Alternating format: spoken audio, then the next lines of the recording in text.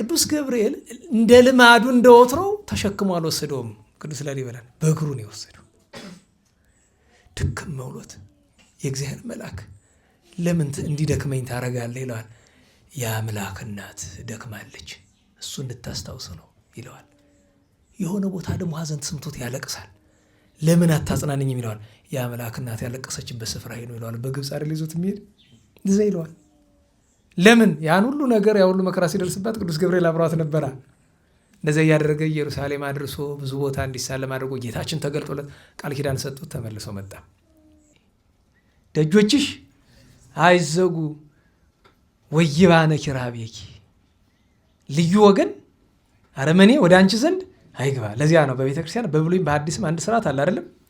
የማይገባው ሰው ወደ ቤተ ክርስቲያን እንዳይገባ በረኛ ይቀመጥ ይላል። ዘበኛ ብዙ ሰው ገንዘብ የሚጠብቅ ይመስለዋል አይደል? ዘበኛ እኮ የሚቀጠር ገንዘብ ለመጠበቅ አይደለም። የማይገባው ሰው እንዳይገባ ነው። ሌባ ካልከኝ የማይገባው ማለት እሱ ነው። አንደኛው ሌባ ለመጠበቅ ካልከኝ አንዱ እሱ ነው። ዛሬ አሕዛብ ገብተው ስብሰባ ሁሉ ያደርጋሉ። የማያምኑበት ግቢ ለምን ስብሰባ ያደርጋሉ? ገብተው አብሮ አደግ ማህበር ትለኛለህ። ምን ማለት ነው አብሮ አደግ ማህበር? እሱ በልቡ ስንት ነገር ሲደግስልህ እያዋል አንተ አብሮ አደግ እያልክ ትንከላወሳለህ።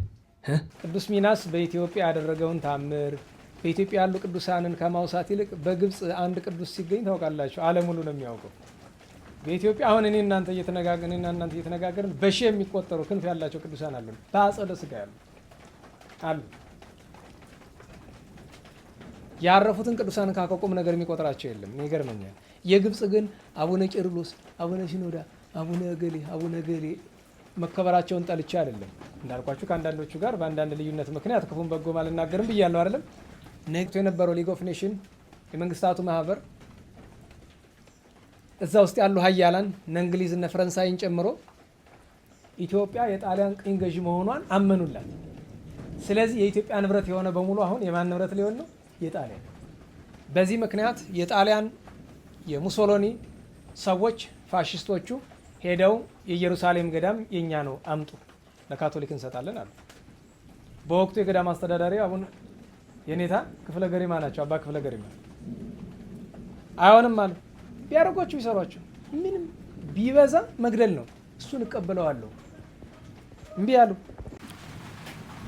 በስመ አብ ወወልድ ወመንፈስ ቅዱስ አሐዱ አምላክ። በስመ አብ ወወልድ ወመንፈስ ቅዱስ አሐዱ አምላክ። በስመ አብ ወወልድ ወመንፈስ ቅዱስ አሐዱ አምላክ አሜን። ይትባረክ እግዚአብሔር አምላከ እስራኤል ወአምላከ አበዊነ ቅዱሳን ዘተሳሃለነ ወገብረ መድኃኒተ ለሕዝበ ዚአሁ። ይቅር ያለን ለወገኖቹ ለምእመናን ሕይወትን መድኃኒትን ያደረገ የአባቶቻችን አምላክ የቅዱሳን ፈጣሪ ቸሩ እግዚአብሔር ቅዱስ ስሙ የተመሰገነ ይሁን። እንዴት ሰነበታችሁ? እንዴት ዋላችሁ?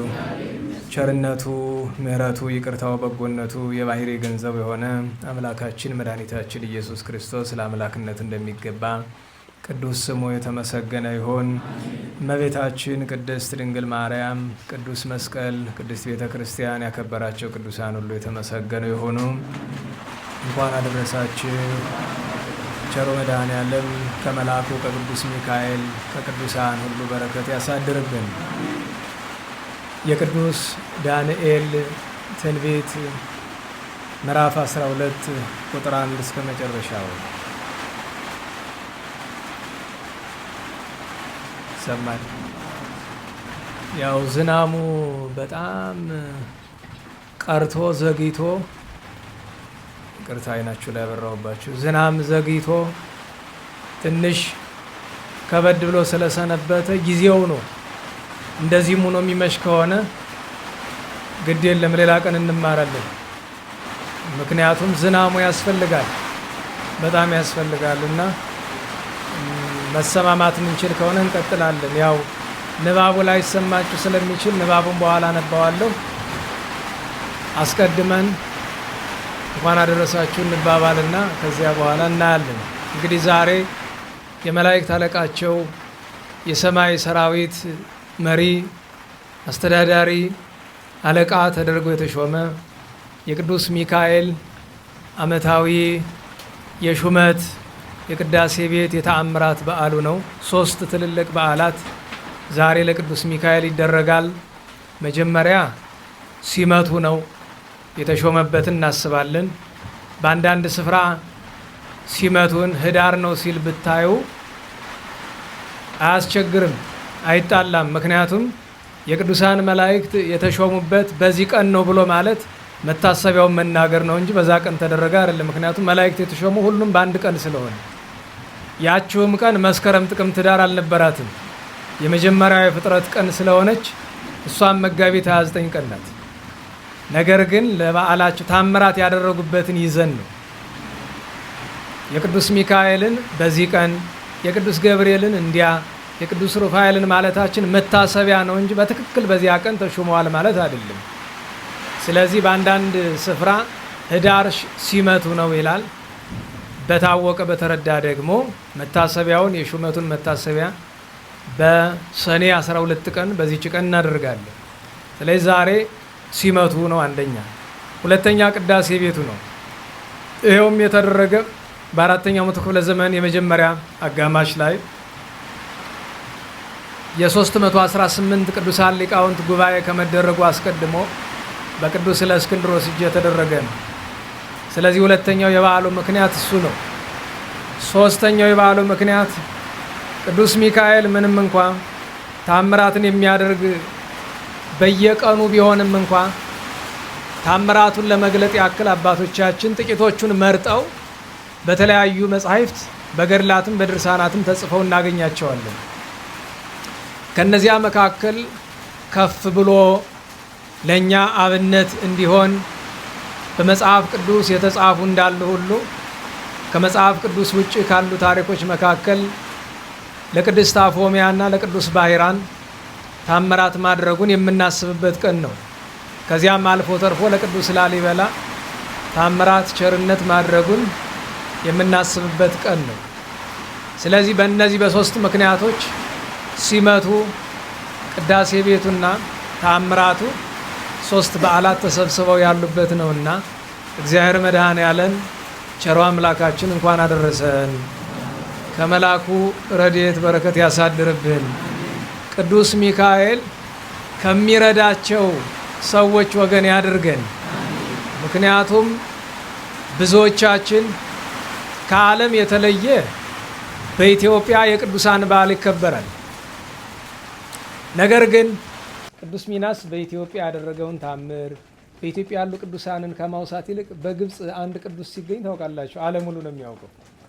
በኢትዮጵያ አሁን እኔ እናንተ እየተነጋገርን በሺህ የሚቆጠሩ ክንፍ ያላቸው ቅዱሳን አሉ፣ በአጸደ ሥጋ አሉ። ያረፉትን ቅዱሳን ካቆቁም ነገር የሚቆጥራቸው የለም። ይገርመኛል። የግብፅ ግን አቡነ ቄርሎስ፣ አቡነ ሲኖዳ፣ አቡነ ገሌ መከበራቸውን ጠልቼ አይደለም። እንዳልኳችሁ ከአንዳንዶቹ ጋር በአንዳንድ ልዩነት ምክንያት ክፉን በጎም አልናገርም ብያለሁ አይደለም። ነገር ግን በውኑ ብፁዕ ቅዱስ አቡነ ተክለ ሃይማኖት ተአምር አድርገው የማያውቁ ይመስላችኋል? እስኪ በሞቴ አንድ ጥያቄ ልጠይቃችሁ። ብፁዕ አቡነ ሚካኤል የሚባሉ ጳጳስ ታውቃላችሁ? ብፁዕ አቡነ ሚካኤል የሚባሉ የጎንደር ጳጳስ የነበሩ አሁን በአጸደ ሥጋ የሌሉ ሰምቶ የሚያውቅ ካለ በመምህርነት ስማቸው መምህር ክፍለ ገሪማ የሚባሉ የነበሩ ሰው ክፍለን ትቶ ብዙ ጊዜ መምህር ገሪማ ይላቸዋል። እስኪ አንዲት ፍንጭ ብቻ ልስጣችሁ። ለምሳሌ መምህር ክፍለ ገሪማ ማለት የኋላው ብፁዕ አቡነ ሚካኤል ናቸው። ደብረ ብርሃን ሥላሴ ሄዳችሁ በአታቸው ማየት ትችላላችሁ። መንበረ ጵጵስና ምናምን አይደለም የሚኖሩ የነበረ። ደብረ ብርሃን ስትሄዱ 12ቱ እንደ ዎች ታወሮች አሉ አይደል? እነዛ ክብ የእንቁላል ግንብ ማደሪያዎች አሉ አይደል? ከነሱ አንዱ የሳቸው በዓት ነው የነበሩ በ1930ዎቹ እና 40ዎቹ ነው ጎንደር። ገና ጳጳስ ከመሆናቸው በፊት የኢየሩሳሌም ገዳም ራይስ ይባላል እንደ አበምኔት ነበሩ እና ጣሊያን ኢትዮጵያን በወረረ ጊዜ ቀዳማዊ ኃይለ ሥላሴ ወጥተው ወደ ጄኔቭ በሄዱ ጊዜ የተባበሩት መንግስታት ወይም በወቅቱ የነበረው ሊግ ኦፍ ኔሽን የመንግስታቱ ማህበር እዛ ውስጥ ያሉ ሀያላን እነ እንግሊዝ እነ ፈረንሳይን ጨምሮ ኢትዮጵያ የጣሊያን ቅኝ ገዢ መሆኗን አመኑላት። ስለዚህ የኢትዮጵያ ንብረት የሆነ በሙሉ አሁን የማን ንብረት ሊሆን ነው? የጣሊያን። በዚህ ምክንያት የጣሊያን የሙሶሎኒ ሰዎች ፋሽስቶቹ ሄደው የኢየሩሳሌም ገዳም የኛ ነው አምጡ ለካቶሊክ እንሰጣለን አሉ። በወቅቱ የገዳም አስተዳዳሪ አቡነ የኔታ ክፍለ ገሪማ ናቸው። አባ ክፍለ ገሪማ አይሆንም አሉ። ቢያደርጓቸው ቢሰሯቸው ምንም ቢበዛ መግደል ነው፣ እሱን እቀበለዋለሁ እምቢ አሉ። በዚህ ምክንያት ታስረው ሙሶሎኒ ስለተበሳጨ እኔ ነኝ የምገላቸው ብሎ ከእስራኤል ኢየሩሳሌም ወደ ሮም ተወሰዱ ጣሊያን። እኒህን ሰው ለ24 ቀን ያክል እጅግራቸውን በሰንሰለት አስረው ምግብ ውሃ ጠብታ ያክል እንዳያገኙ አድርጎ አስሯቸዋል። 24 ቀን ያለ ምግብ ያለ ውሃ ያለ እንቅልፍ በሰንሰለት ታስረው ማለት ነው። ልውጥ አይሉ እና ከነዚህ ሁሉ ቀናት በኋላ ሙሶሎኒ የሆነውን ሰምቶ በጣም ገርሞት የተናገረው ነገር በእውነት ለትውልድ የሚተርፍ ነበር። ሙሶሎኒ ማለት አረመኔ ነው፣ ጨካኝ ነው፣ አውሬ ነው፣ ፋሽስት ነው። ጌታ በወንጌል የተናገረውን ጥቅስ ከሐዋርያት አንዱ የተናገረውን ጥቅስ ጠቅሶ ነው ያ የተባለለት ሰው ነው ብሎ የመሰከረላቸው። በሉ ተውት፣ ይህን ሰው እንዳትነኩት ብሏቸዋል። አስባችሁታል? 24 ቀን ያለ ምግብ ምንም ታክል መቀመጥ የለ መተኛት የለ፣ ቆሞ 24 ቀን ያለ ምግብ ያለ ውሃ በሰንሰለት ታስሮ መጸለይ። ጎንደር ውስጥ የፈወሱት ድውይ ስንት ቁጥር አለው? የሰሩት ታምራ ስንት ቁጥር አለው? የጎንደር ሰው 99.999% አያውቃቸው። ምን ቆርጦት ያውቃቸዋል? አዲስ አበባ ያለውም አያውቃቸው። አንዲት ከግብፅ አንድ ከምል ሲያገኝ ቶሎ ብሎ እሷ አለ አይደለም፣ በኢንተርኔት የሚነገር ነገር በሙሉ ሰው ትኩረቱን ይስበዋል። በእርግጥ በህዝቡ አይደለም የሚፈረደው፣ ስንፍናው የኛ ነው። እኛ ስላችሁ የበላዮቻችን ማለት ነው። ምክንያቱም ኢትዮጵያን ቅዱሳንን በጣም አለማክበር ብቻ እኮ አይደለም መናቅም አለ። በነገራችሁ ላይ እና አቡነ ተክለ ሃይማኖትን ለማክብሩ የሚተናነቃቸው ሰዎች እኮ አሉ። አታውቁም? ይሄን አሉ እኮ። የሚገርማቸው ነገር ግብፃውያን እውቅና ካልሰጡ በቀር አንድን ሰው ቅዱስ ለማለት የሚተናነቃቸው ሰዎች አሉ። እና ለሁሉም እንደ በቅዱስ ሚናስ ምክንያት ትዝ ብሎኝ ነው። ቅዱስ ሚናስ ጥንታዊ ገዳም አለው እዚህ ከ600 ዓመት በላይ የቆየ ገዳም በዚህ በባህር ዳር ዙሪያ አለው። ትልቅ ገዳም፣ የተመሰገነ ገዳም፣ ዛሬም ድረስ ድንቅ ታምራት የሚደረግበት ገዳም። ማን ይናገርለታል ታዲያ? ለሁሉም ቅዱስ ሚናስ የዚያን ቀን ዓመታዊ በዓሉ ነው። ከኢትዮጵያውያን ቅዱሳን ዲያቆን ገብረ ክርስቶስ ወይም ቅዱስ አባ ገብረ ክርስቶስ እና አቡነ ጴጥሮስ ዓመታዊ በዓላቸው ነው። በ16 የቅዱሳን ባህታውያን ዓመታዊ በዓል ነው። ባህታውያን ቅዱሳን በአጠቃላይ ግሁሳን ገዳማውያን በሙሉ ዓመታዊ በዓላቸው ነው። የዛ በዓል መከበር ምክንያት ደግሞ አባታችን ታላቁ አባ አቡናፍር ነው። ቅዱስ አቡናፍር ኢትዮጵያዊ ነው በትውልድ። የሚገርማችሁ ነገር የዓለም ሰዎች በውጭ ሀገር ያሉት ኢትዮጵያዊ ነው እያሉ ይተርካሉ። እኛ ግን ኢትዮጵያዊ መሆኑን እንኳ ትዝ ብሎንም አያውቅም። ምክንያቱም የወላጆቹ ኢትዮጵያ ውስጥ አይደለም የወለዱት፣ ሌላ ቦታ ሄደው ስለወለዱት ማለት ነው። አባ አቡናፍር ማለት በባሕታውያን ታሪክ ውስጥ 7 አበይት ባሕታውያን ሲቆጠሩ አንዱ እሱ ነው። እንደና አባ ጳውሊ እንደና ታላቁ ሲኖዳ ማለት ነው። እንደና አባ ቡላ እንደና አባ እብሎይ አብሮ እኩል የሚቆጠር ቅዱስ ነው። ያን ቀን አፄ ይኩኖ አምላክ ጻድቁ የኢትዮጵያ ንጉሠ ነገሥት ዕረፍታቸው ነው። እመቤታችን ድንግል ማርያም በሥርዓተ መልአክ የሰማችበት ቀን ነው። ሄሮድስ ሞተ ተብሎ በአፋር ኢትዮጵያ ውስጥ እያለች ምስራች የሰማችበት ቀን ነው። አረጋዊ ዮሴፍ፣ ቅድስት ሰሎሜ፣ ሌሎችም ቅዱሳን እናከብራለን። በ17 ትልቅ በዓል አለን። የአባታችን የአባ ገሪማ፣ አባታችን የአባ ጰላሞን፣ የአባታችን የአባ ለትጹን የሶስቱ አበይት ጻድቃን በዓል እናከብራለን። የአቡነ ገሪማ ታቦት አደባባይ ተክለ ሃይማኖት ምዕራፈ ቅዱሳን ስላለ እዚህ አይደን ሁላችን በረከቱ እንድንሳተፍ በየዓመቱ የምናደርገው ትልቅ ነገር አለ አይደል? የምታውቁት የዚያን ቀን ለድሆች በተቻለን መጠን ከገዛ ልብሳችን የሚችል አዲስ መግዛት ይችላል። ካልሆነ ግን ከገዛ ልብሳችን ቢያንስ አንዲት ልብስ ሸሚዝ ትሁን፣ ሱሪ ትሁን፣ ኩታ ትሁን፣ ነጠላ ትሁን፣ ምን ትሁን የተገኘችውን ያክል ካልስ ሊሆን ይችላል እኮ ካልስ እና በውስጥ የምንለብሳቸው ነገሮች ለሰው አይሰጥም። ከባድ አይደለም? ካልስ ልስት ካለ ወይ በውስጥ የሚለበሱ ነገሮችን ልስት ያለ ሰው አዲስ ነው መግዛት ያለበት ብዙ ውድ ስላልሆነ ማለት ነው። ያንን ማድረግ ይቻላል እና በእነዚህ ቅዱሳን ስም ያንን ማድረግ ይገባል። ልብስ መስጠት እሱን ታሳቢ ማድረግ ይገባል። ያው ባለፈው ወደ 800 የሚቆጠር ልብስ ከውጭ ሀገር ለነዳያንና ለአብነት ተማሪዎች መጥቶ ነበር። ያው ቀረበ ጎዳና እንግዲህ በመንገድ ቀረ። ያ ሁሉ ገንዘብ ፈሶበት ማለት ነው።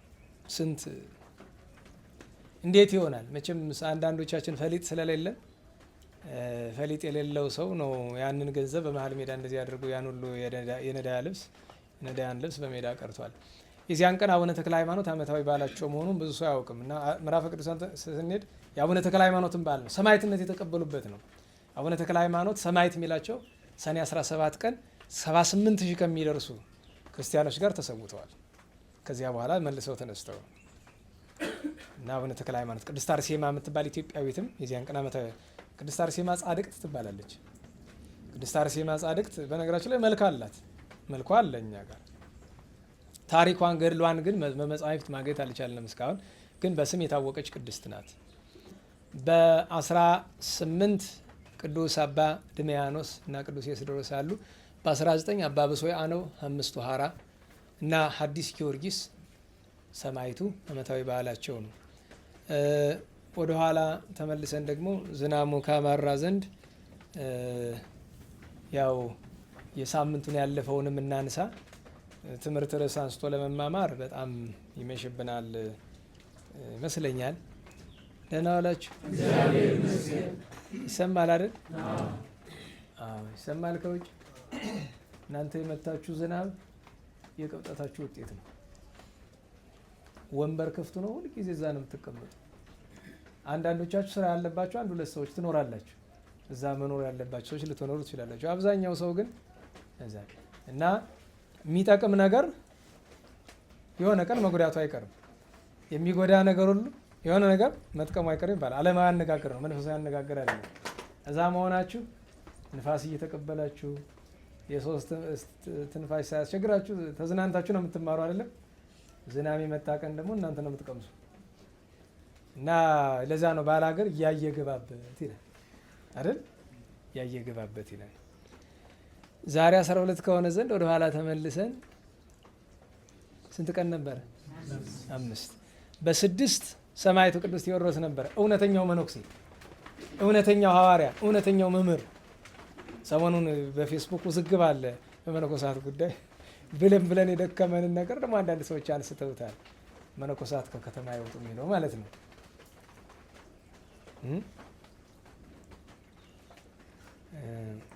ስለታገባ ነበር ነው አንደኛ ነው። ስለታገባ ነበር። እውነቴን ነው። የከተማ እውነቴን ነው። ብቻ ተውት፣ ጠላት ማብዛት ነው እንጂ እኔ 7 እቺ ቤተክርስቲያን የሚያስፈልጓት 7 አዋጆች የሚል ዝርዝር የጻፍኩት አለ። እነዛ 7 አዋጆች ካልታወጁ ቤተክርስቲያን መጨረሻችን ጥፋት ነው። ሁላችንም መጥፋታችን አይቀርም። ከነዛ 7 አዋጆች መካከል የመጀመሪያውና ትልቁ መነኮሳት በሙሉ ከከተማ መውጣት አለባቸው። ምንም መዳኛ የለም። እሱ እንግዲህ ግን ዞሮ ዞሮ ተስፋ ለሌለው ነገር ምን እኛ የቅዱሳንን ታሪክ እንነጋገር፣ ንስሐችን እንግባና እንሂድ አይደል? ሲጠራነ በቃ እኔ እንዲያውም አንዳንድ ቀን አያገባኝም ማለት ሁሉ ያምረኝ። ምን አገባኝ ማለት ሁሉ ያምረኛል። ለምን ቢባል ያው በቃ ጥላቻ ነው፣ ትርፉ ሌላ ምን አለው? እና አይመለከተንም እንተው። ለሁሉም ቅዱስ ቴዎድሮስ ሃይማኖት ልጠፋ ባለችበት ቅዱስ አትናቴዎስ በተሰደደበት ወራት ከተማ ገብቶ ልብ በሉ ከገዳም ወጥቶ ከተማ ገባ። ግን ከሰው ጋር አያድርም። ቀኑን ሙሉ መናፍቃንን ተከራክሮ ምላሽ ሲያሳጣቸው ይውላል። ሂዶ ማደር ያለችው ከባቱ ያድራል። እንዲህ እያደረገ ኦርቶዶክሳዊነት እንዳይጠፋ አደረገ። በዚህ ምክንያት አሰቃይቶ መጨረሻ ላይ በፈረስ ጅራት ላይ በጣም ኃይለኛ በሆኑ ፈረሶች ጅራት ላይ አስረው አስጎተቱት። ሙሉ እስክንድርያ አካሉ ተበጣጥሶ አለቀ። እና ምን አለው ደራሲ? እማባልከ ተመቲራ ለንተ ሰረረት ርዕስ እግዚአብሔር አስተቀጸለ በአክሊል ሰለሳለ። ስለ ንጹህ ምናኔው ስለ ድንግልና አንድ አክሊል እንደ ሐዋርያት ሰብኮ ሃይማኖትን ስለ ማጽናቱ ሁለተኛ አክሊል፣ ለሰማዕትነት ሶስተኛ አክሊል ተገብቶታል። እግዚአብሔር በረከቱን ያሳድርብን። እንደገና 4 የእስና አገረ ገዢዎች የነበሩ አውሳቤዎስ፣ ታማን፣ ሀረዋግና ባኮስ አርያኖስ ክርስቲያኖችን ሊያጠፋ ሲመጣ እኛን ቀድመህ ትገለናለህ፣ በእኛ ነው የምታልፋሉት። ለህዝባቸው ቤዛው ነው። እውነተኛ ባለስልጣናት ይባላሉ። ምድራዊ ባለስልጣናት ናቸው እኮ ግን ክርስቲያኖች ናቸው። ህዝቡ ከሚያልቅ ማን ይለቅ? ማዳን እንኳ ባንችል መጀመሪያ እኛ እንሙት አሉ። እነሱ ተሰዉ፣ ሰማዕትነት ተቀበሉ። ሌሎችም ቅዱሳን በዓላቸው ነበረ። በአጭር እናድርገው።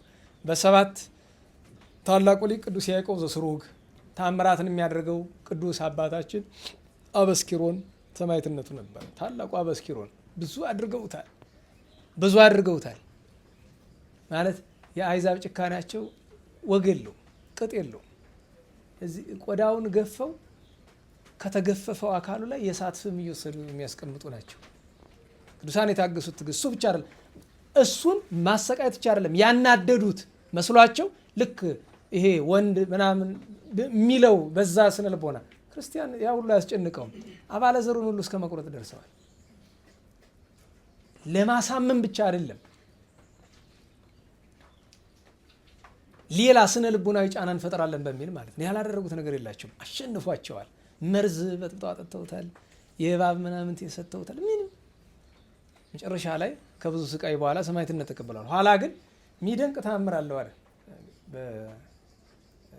በደቡብ ግብፅ የእሱ ቤተክርስቲያን ተሰርቶ ካህናቱ፣ ዲያቆናቱ፣ ህዝቡ ክፉ ሆነ። እንዴት ቢሉ ብዬ ሀተታ ውስጥ አልገባም። ምን ያደርጋል? ምክንያቱም መልሶ ምን ስለሚሆን እንደ ዛሬ ነው መልሶ እኮ ሌላ የለም አይደለም። እንደኛው ደብር እንደኛው አካባቢ ነው እኮ ሌላ ትርጉም የለውም። ዛሬ ቅዱስ ሚካኤል በዓል ነው አይደለም?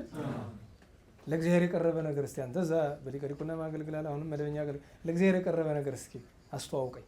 ለእግዚአብሔር ብቻ የቀረበ ለሰው ያልተዘጋጀ ነገር እስኪ አለ? አንድ ነገር ከማህሌቱ ጀምሮ ለሰው ያልተዘጋጀ ለእግዚአብሔር ብሎ ከልባቸው ያቀረቡ ግለሰቦች ይኖራሉ። የሚካኤል ብቻ አይደለም፣ የእኛም ክብረ በዓል ሲከበር የአቡነ አብየ ጊዜ፣ የቅዱስ መርቆሬዎስ፣ የኪዳነ ምሕረት፣ ሌሎችም የባዕታ ለእመቤታችን ተብሎ የሚዘጋጅ ነገር አለ። እመቤታችን እናስደስታት የሚል ውይይት ታደርጋላችሁ አለ? ደረጋል ተሰበሰባላችሁ። ለእመቤታችን ምን አድርገን እናስደስታት ትላላችሁ? እዚች የሆነች ነገር እየተሰራች አይታችኋል ስትገቡ እና ገንዘብ አግዘኝ አሉ። አነሰኝ አግዘኝ የምሰራበት አሉ። የሁሉት አባታችን ብዙ ጊዜ ነግሬዎታለሁ። እግዚአብሔር በፍርድ ቀን ሙዳየ ምጽዋት ሰርተሃል ብሎ አይጠይቅም። ምጽዋት ሰጥተሃል ብሎ ነው የሚጠይቅ። ለቤተ ክርስቲያኑ ተጨማሪ ገንዘብ ፍለጋ ነው አይደለም። ሰውን መበዝበዣ መንገድ ነው። ሲገባ በዛ ካየ መስጠቱ አይቀርም በሚል ነው አይደል? አስቡት። ይህንን ያክል ሳንቲም ለማግኘት የምንጨነቅ ከሆነ እግዚአብሔርን ለማስደሰት አንዲት ደቂቃ በነገራችሁ ላይ አንዲት ደቂቃ እንደው በበዓሉ ቀን ሚካኤልን ምእመናን ጥሩ ናቸው። በነገራችሁ ላይ ምእመን ቤተክርስቲያን የሚሄድ ሰው ይየኝ ብሎ ነው አይደለም። ምእመናን አብዛኛው በእውቀትም ሆነ አለ እውቀት ከአንጀት ነው። ቢያጠፉም ቢያለሙም ከአንጀት ነው የብዙ። እኛ ቤት ውስጥ ያለን ሰዎች ነው ወቀሳው። ለዛ ነው ለኛ ነው ለቅዱስ ሚካኤል ለክብሩ ለቅዱሳን ለክብራቸው መገዛት ሳይሆን ባልደረሰ ምን እናደርግ ነው። ራሱ ይቅርና ቤተክርስቲያን ብዙ ጊዜ የሚያሳዝነኝ ነገር በዓል ሲደርስ ቤተክርስቲያን ይጸዳል። ለምን? በሁለት ምክንያት ስህተት ነው። አንደኛ የምናጸዳው ለሰው እግር ነው። ያ የሚረገጠው ነገር ሰውን ይጎዳል? ንገሩኝ። ሁለተኛ ነገር ያ የሚጠረገው ነገር ሰው ቢነካው የሚጠቅመው ነው የሚጎዳው ነገር ነው? የሚጠቅመው በረከት እኮ ነው። ሰዎች የሚጥሏቸው ሶፍት ላስቲክ ምናምን ያለ ቆሻሻ ባይድ የሆነ ነገር አለ፣ እሱ ይለቀማል። ሌላው ምን አደረገ? ቤተክርስቲያን ውስጥ በነገራችን በጣም የሚያሳዝነው ቤተክርስቲያን ሲጠረግ አዋራው ይቦላል አይደል? እየሄደ ማለት የት ነው የሚያርፍ? ስላድነው ነው። የሚገርማችሁ ነገር እሱ ብቻ አይደለም። የሚጠርጉ ሴቶች አይደሉ? በወንዱ መጥተው ይጠርጋሉ። ወንዱ በሴቱ ይሄዳል። ሁለቱም ስህተት ነው። መጀመሪያ ደረጃ ቤተ ክርስቲያንን ማንኛውም ሰው ማጽዳት አይችልም፣ ማወቅ አለባቸው። የጽዳት ስራ የሚሰራ ስርዓት አለው፣ ባለቤት አለው። አለ ባለቤት አይሰራም። ግን ቤተ ክርስቲያናችን ባለቤት አልባ ሆናለችና ምን እናደርገዋለን? ነገርን አንስቶት ነው እና በተለያየ ምክንያት ገሰጻቸው፣ አስመከራቸው። በራእይም በህልም የሚናገርበት ጊዜ አለ። አልሰሙት ሲሉ ከእግዚአብሔር ቅዱሳን ምሕረት ብቻ አይደለም መቅሰፍት ለመነ። መቅሰፍቱ ደግሞ በአንድ ጊዜ የአገሩን ሰው ከካህኑ ከዲያቆኑ እነ ምናምኑ ጭጭ አድርጎ ታደረ። ጸጥ አለ። በቃ መንደሩ እንዳልነበር ሆነ። ወረርሽኝ መጡ፣ በአንድ ጊዜ ምሽክ አደረገው። አስቡት። ከዚያ በኋላ ግን ቤተክርስቲያኗ ባዶዋን ቀረች። ምን አደረገ? ደግነት ያላቸው ማታ እንኳ በጨረቃ ብርሃን ቃል እግዚአብሔር የሚነጋገሩ ደግሞ በላይኛው ግብፅ አሉ፣ በያሁ በሚባል ሀገር ለእነሱ ይገባል ቤተክርስቲያን አለ። ማታ ሂዶ ሰው መስሎ ተነጋገራቸው። በፈረስ ተቀምጧል። እነሱ ግን ገረማቸው። አንደኛ ብርሃን ለብሷል፣ ሁለተኛ ፈረሱ መሬት አልነካም እና ሰላምታ ሲሰጣቸው ሰላምታውን መለሱለት። ምን እንታዘዝ ጌታችን አሉት። እችን መሬት ስጡኝ አላቸው። እንደፈቀድኩ ውሰድ፣ ሜዳ ናት፣ ጥሩ ሜዳ ውሰድ አሉት። ከዚህ አይ በነፃ አይደለም እንግዲህ ለነሱ ጥቅም እንኳን ብሎ ምን ሰጣቸው? 100 የወርቅ ዲናር ከፈለ። ያን 100 የወርቅ ዲናር ከፍሎ እነሱ በጠዋት ሲነሱ አስቡት፣ መውጣት የለ መውረድ የለ ህንፃ መስራት የለ። የሚገርማችሁ ቤተ ክርስቲያኗ እነዚያ ክፉዎች ካህናት ብቻ ሲቀሩ፣ ክፉ ህዝብ፣ ክፉ ካህን፣ ክፉ ዲያቆን ብቻ ሲቀር ቤተ ክርስቲያኗ አጸዷ፣ ንዋየ ቅድሳቷ በሙሉ አብሮ መጥቷል። ያ መታደል ነው። ትልቅ ሀብት፣ ትልቅ ጸጋ ነው። ሰማይቱ ብዙ ታምራት ያደረገ ነው። ታላቁ ሊቅ ቅዱስ ያዕቆብ ዘስሩግ የዚያን ቀን ዓመታዊ የዕረፍት በዓሉ ነው ከቅዱስ አበስኪሮን ጋር ሌሎችም ቅዱሳን። የእመቤታችንም በ1300 ዓመተ ምህረት ተዘግታ የነበረች በምስር ተዘግታ የነበረች የእመቤታችን ቤተክርስቲያን የተከፈተችበት መታሰቢያ ይደረጋል። በ8 የእመቤታችን በዓል ነው፣ የጸበል በዓል ነው። የዛን ቀን በአጋጣሚ ስንክሳር አንብቤ ጥቂት ነገር ተነጋግረናል። ከእግሯ በታች ጸበል ያፈለቀበት መድኃኒታችን ከእመቤታችን እግር በታች እና ቤቷ ታንጾ ቅዳሴ ቤት የተከበረበት ነው። በ9 ደገኛ ነቢይ ታላቅ ነቢይ ቅዱስ ሳሙኤል ዓመታዊ እረፍት በዓሉ ነው። ታላቁ ነቢይ ሳሙኤል ዳዊትን ሳኦልን የቀባቸው በሰዓታት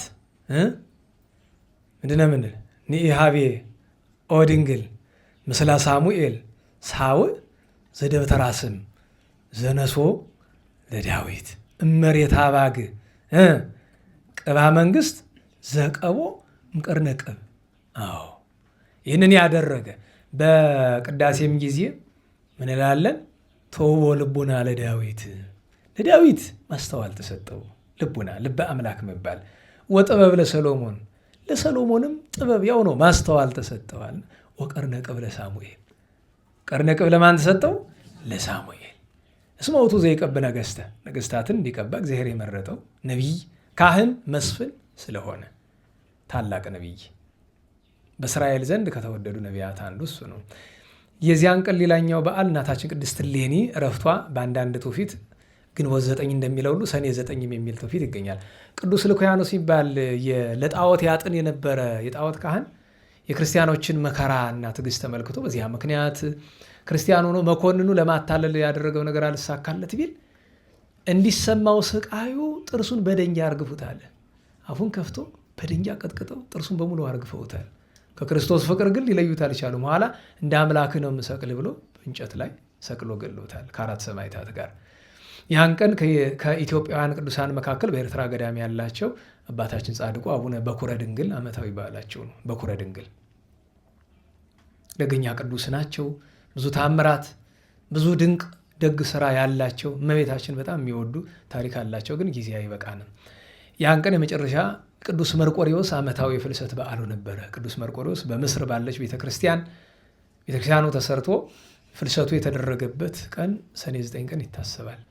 በ10 የቅድስት ቤተክርስቲያን በዓል ነው እናላችሁ። አባ ጊዮርጊስ ቤተክርስቲያንን መቼስ የዚያን ቀን ጉባኤ ቢኖረን ኑሮ በደንብ እንዲያው በሰፊ ሀተታ እንማር ነበረ። መሰረትኪ ሳውል ይዛታል አይደለም? መሰረትሽ ማን ነው አለ። ሳውል ማን ነው? ቅዱስ ጳውሎስ። ወጠፈርኪ ኬፋ ጠፈርሽ ክዳንሽ ምንድን ነው አለ። ኬፋ ማን ነው? ቅዱስ ጴጥሮስ።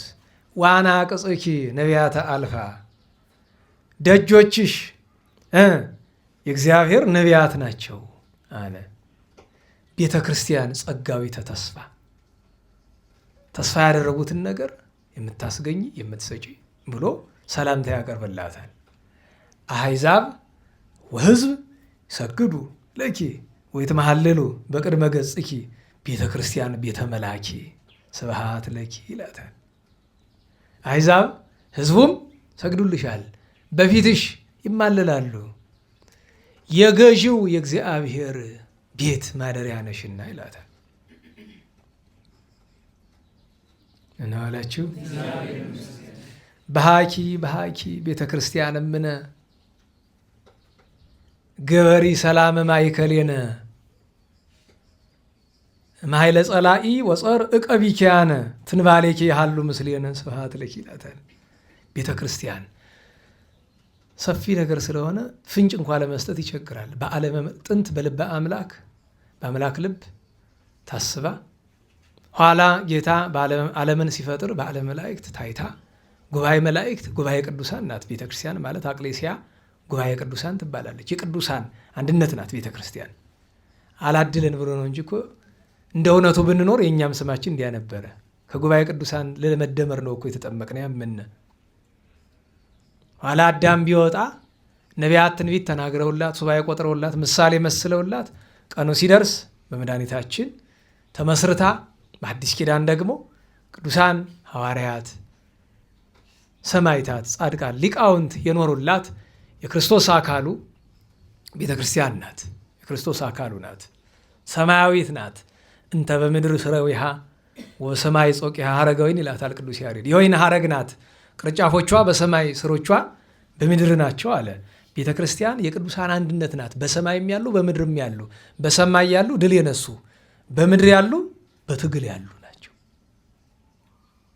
እና ቤተ ክርስቲያን ታዲያ በዓሏ ምንድን ነው ከታለ 40 ዘመን በአዋጅ ተዘግታ ኑራ እንደገና በአዋጅ የተከፈተችበት ቆስጠንጢኖስ በነገሰ በ11ኛ ዓመቱ ሚላን በምትባል የጣሊያን ከተማ ላይ ይህንን አዋጅ ያወጣበት ቀን ነው ቤተ ክርስቲያን። ቤተ ክርስቲያን ታዲያ ነቢዩ የተናገረውን ይዞ አባቶቻችን ምን ይላሉ? እይታጸው አናቅጽኪ ደጆችሽ አይዘጉ ወይባነ ኪራቤኪ ልዩ ወገን አረመኔ ወደ አንቺ ዘንድ አይግባ። ለዚያ ነው በቤተ ክርስቲያን በብሉይም በሐዲስም አንድ ስርዓት አለ አይደለም? የማይገባው ሰው ወደ ቤተ ክርስቲያን እንዳይገባ በረኛ ይቀመጥ ይላል። ዘበኛ ብዙ ሰው ገንዘብ የሚጠብቅ ይመስላል አይደል? ዘበኛ እኮ የሚቀጠር ገንዘብ ለመጠበቅ አይደለም። የማይገባው ሰው እንዳይገባ ነው። ሌባ ካልከኝ የማይገባው ማለት እሱ ነው። አንደኛው ሌባ ለመጠበቅ ካልከኝ አንዱ እሱ ነው።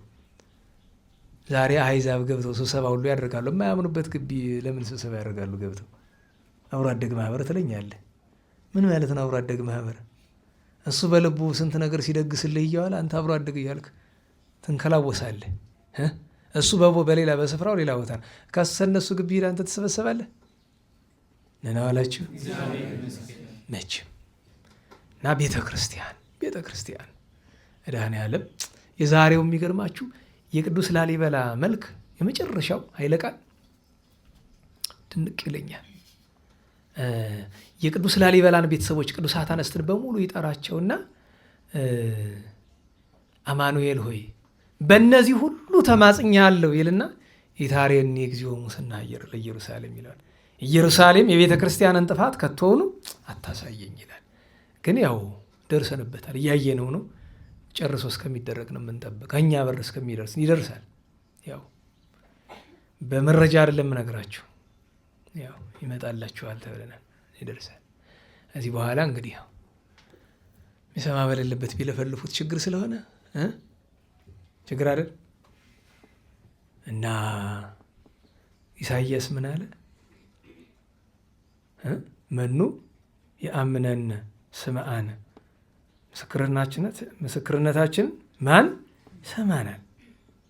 ማን ይቀበለናል? ኋላ አያይዞ ምን አለ? ኦራይንቲሆሙ የዚህ ሕዝብ አይኑ ምን ሆኗል? ታውሯል። ድንቀዋ ዘኒሆሙ ጆሯቸው ደንቁሯል። ወተጸለለ ልቦሙ ልባቸው ተጋርዶባቸዋል። ከመያይምርዎ ለእግዚአብሔር። እንዲሁም ጌታችን ኃይለ ቃሉን በቅዱስ ዮሐንስ ወንጌል ተናግሮታል። ከመይምጹ ኀቤ ወደ እኔ እንዳይመጡ ወይሳሃሎሙ ይቅር እንዳልላቸው እንዲሁ ነዋል ብሏል። መድኃኔዓለም ቸርነቱ አይመረመርምና ክረምቱንም በቸር ያክርመን፣ ቤተክርስቲያንም ጥፋትም ያረቅልን። በእውነቱ የዚያን ቀን ቅዱሳት ደናግል ሶፊያ የወለደቻቸው ደባሞንና ብስጣሞን፣ ቅድስት ዲባሞን፣ ቅድስት ዮና እናቷ፣ ሰማዕታትና አውሎጊስ ዋርሱኖፋና አቅሊሞስ ዓመታዊ በዓላቸው ነበረ። በ10 ሌሎችም በዓላት ነበሩ። ታላቁ ጻድቅ አቡነ መልክዓ ክርስቶስ የዚህ ትግራይ አድዋ ገዳም ያላቸው ነበለት የሚባል አካባቢ ላይ ጸፍጸፍ ኪዳነ ምሕረት የምትባል ገዳም የመሰረቱ ቅዱስ ደግ ሰው በዚህ በጎንደር የነበሩ ጻድቁ ግን እዚህ አካባቢ ሰው ሲበድላቸው አዝነውበት ሂደው ዝናም ተከልክሎ በኋላ ህዝቡ ሂዶ ምሕረት ለምኗቸው መጥተው እንደገና አዝንመውለታል። እና ዋልድባን ይወዱ ስለነበር የዋልድባን አፈር እየጫኑ ወስደው ያንን ስላደረጉ ስሟ ምን ተባለች? ጸፍጸፍ ማለት እሱ ነው። በትርጓሜ አታውቁም? ኤልያስን ምን ይለዋል? ከነቢያት ሐሰት ጋር በተጣላ ጊዜ እንጨቱን ረበረበ፣ ድንጋዩን ምን አለ? ጸፈጸፈ ይላል። ጸፍጸፍ ማለት እሱ ነው። የዋልድባን አፈር አምጥተው በላይ ስላደረጉበት በዚያ ምክንያት እና ጻድቁ ብዙ ታምራት ያደረጉ ናቸው። የሁሉንም በረከት ያሳድርብን። በ11 አርአያ መላእክትን የመሰለም ዘመደ መንግስት ይለዋል። የንጉሥ ልጅ የንጉሥ አብጥልማዎስ የንግሥቲቱ የቴዎብስታ ልጅ ቅዱስ ገላውዲዮስ ርጉዘ ገቦ ጎኑን በጦር የተወጋ ስለ አምላኩ ቅናት መጽሐፍ ምን አለው? ገላውዲዮስ እንቆጳዝዮን፣ ገላውዲዮስ ፍትወስን፣ ገላውዲዮስ መዓርጦ መልሳን፣ ገላውዲዮስ ማይቶት ዘአንጾኪያ መካን፣ ገላውዲዮስ ተሃበየኒ አመለተ ፍዳ ወደይን፣ ገላውዲዮስ አመሃኒ በአፉ ከወይን ይለዋል። እና ትርጉም የምትሰሙ ሰምታችኋል፣ የማትሰሙ አልሰማችሁም። ሰዓትም የለንም። ታላቁ ቅዱስ አቤት አቤት ገድሉን እስቲ በነገራችሁ ላይ ካሳተምናቸው ለገዳማት ካሳተምናቸው ገድሎች መካከል እንዲያው ማበላለጥ አይገባም፣ ግን ለየት የሚልብኝ እሱ ነው። የቅዱስ ገላውዲዮስ ቀይ ገድል ታስታውሳላችሁ? ቀይ ሽፋን ያለው ያስታውስ የለም? ቅዱስ ገላውዲዮስ ገድል አልገዛችሁም? አይመታደላችሁ ነናዋላችሁ። ወላጅ ቤት ሲገባ ልጁን ያዋል፣ በቃ ይበላል፣ ይጠጣል፣ ይተኛል፣ እጁን ይፈትላል፣ ቲቪ ያያል፣ ሞባይል ይነካካል። አይደለም ተከተተ በቃ። ግን ለጊዜው አይመታደል ይለዋል። ፍና ተሳልቆ ነው በሱ ቀንቶ እንዳይመስል። ለምን መጨረሻው ጥፋት እንደሆነ ያውቃል ይህ ሰው። ወላጆቹ ጋር አብሮ አያረጅ መውጣት ይመጣል። የዛን ቀን ራስን ቻል ትባላለህ። ወላጅ ልጅ ለወላጁ ምን ይርዳ አለ አንዱ። ቀበል አድርጎ ሌላኛው ምን አለ? ከወላጁ ትከሻ ይውረድ፣ እሱ ይበቃል አይደል? በቃ እነሱ ዳ ከመሆን መውረድ እኮ አንድ እርዳታ ነው። ታላቁ ቅዱስ ገላውዲዮስ ምን እተርካሉ? ንጹሕ ድንግል የተመሰገነ ግሩማን መላእክት የሚነጋገሩት በጦርነት ኃይለኛ መጣ ሲባል ልክ ዳዊት የቅዱስ ዳዊት ሎሌዎች ሊዋጉ ሲሄዱ መጣ የዳዊት ሎሌ ያሉ ጊዜ ብን ለሚል ጠላት ይፈራል። ልክ እንደዛ ገላውዲዮስ ስሙ ሲጠራ ይፈሩት ነበረ። በዚያ ዘመን የነበረች አንጾኪያ በጣም የታደለች ናት። እነ ቅዱስ ገላውዲዮስ፣ ታላቁ አባዲር፣ ታላቁ ፊቅጦር፣ እነ ቅዱስ ፋሲለደስ፣ እነ ቴዎድሮስ በናድሌዎስ፣ እነ ቴዎድሮስ ሊቀ ሰራዊት ስንቱ ይቆጠራል። ለዓለም የሚበቃ ጉልበት የነበራቸው እራሳቸውን ችለው ታላቁ እስክንድርን ማስከንዳት የሚችሉ ጀግኖች ነበሩ። ግን ከሁሉ የክርስቶስ ፍቅር ይበልጣል ብለው ሰማዕትነት ተቀብለዋል። በጣም ብዙ ስቃይ አይተዋል። አብረውት እነ ቅዱስ ስርና፣ እነ ቅዱስ አበሞ፣ እነ ቅዱስ ቡላ ማለት እነ አቡነ አቢብ አይደለም፣ ሌላ ቡላ ነው። ሰማዕትነት ብዙ ቅዱሳን አብረውት ሰማዕትነት ተቀብለዋል። የቅዱስ ፊቅጦር ጓደኛ ነው። ትናንት ሌላኛው አባት አባ ገላውዲዮስ ነው፣ ኢትዮጵያዊ ገላውዲዮስ። የሚገርማችሁ ያኛውን ሰማዕቱን ስለሚወደው ስሙ ገላውዲዮስ ተባለ። ኋላ ገላውዲዮስ ማለት የአቡነ ቀውስጦስ ታውቋቸዋለች፣ የማሃገሉ ጻድቁ የእሳቸው አባት ነው። ቅዱስ ገላውዲዮስ የኛው ሚስቱ እምነ ጽዮን ትባላለች፣ የእግዚአብሔር እህት ናት። ማለትም የአቡነ ተክለ ሃይማኖት አክስት ማለት ነው። ወይም በሌላ አነጋገር አፄ ይኩኖ አምላክ ስል ሰምታችኋል አይደለም? ገላውዲዮስ ከመነነ በኋላ የእሱ ሚስት በእግዚአብሔር ትእዛዝ ሌላ ባል አግብታ የወለደችው ነው ይኩኖ አምላክ ማለት የአቡነ ቀውስጦስ ትንሽ ወንድም ማለት ነው። እና መንኖ ከሰራቸው ስራዎች መካከል የሚያስገርመኝ ቀጥ ብሎ የት ነው ሄደ? ግብፅ። ምን ፈልጎ? የቅዱስ ገላውዲዮስን ክቡር ስጋ ያለበት አሳዩኝ ሂዱ። የሚገርማቸው አገኘው። ተረፈ አጽሙን ይዞልን መጥቷል እኮ ወደ ሸዋ ወደ ኢትዮጵያ። አባ ገላውዲዮስ መንኖ ትሩፋት አድርጓል። ታዲያ የሚገርማችሁ ነገር በመንገድ ሲሄድ በበቅሎ በነጭ ፈረስ ላይ ተቀምጧል። ምክንያቱም አገረ ገዢ ነው። በነገራችሁ ላይ አገረ ገዢ ነው ገላውዲዮስ። እና ሲሄድ አንድ የኔ ቢጤ ዝክር ይለምነዋል፣ ይሰጠዋል። ግን የኔ ቢጤው ደስ አላለውም። ኢሃወዞ እንደሚለው መጽሐፍ ማለት ነው። ደስ አላለውም። ምን ሆንክ አለው። እና እግር የለውም የኔ ቢጤው። አንተ እግር እያለ በፈረስ ትሄዳለህ፣ እኔ እግር የሌለኝ እንዴት ይሆናል? እንካ ብሎ ሰጥቶት ሄደ። አስቡት እንግዲህ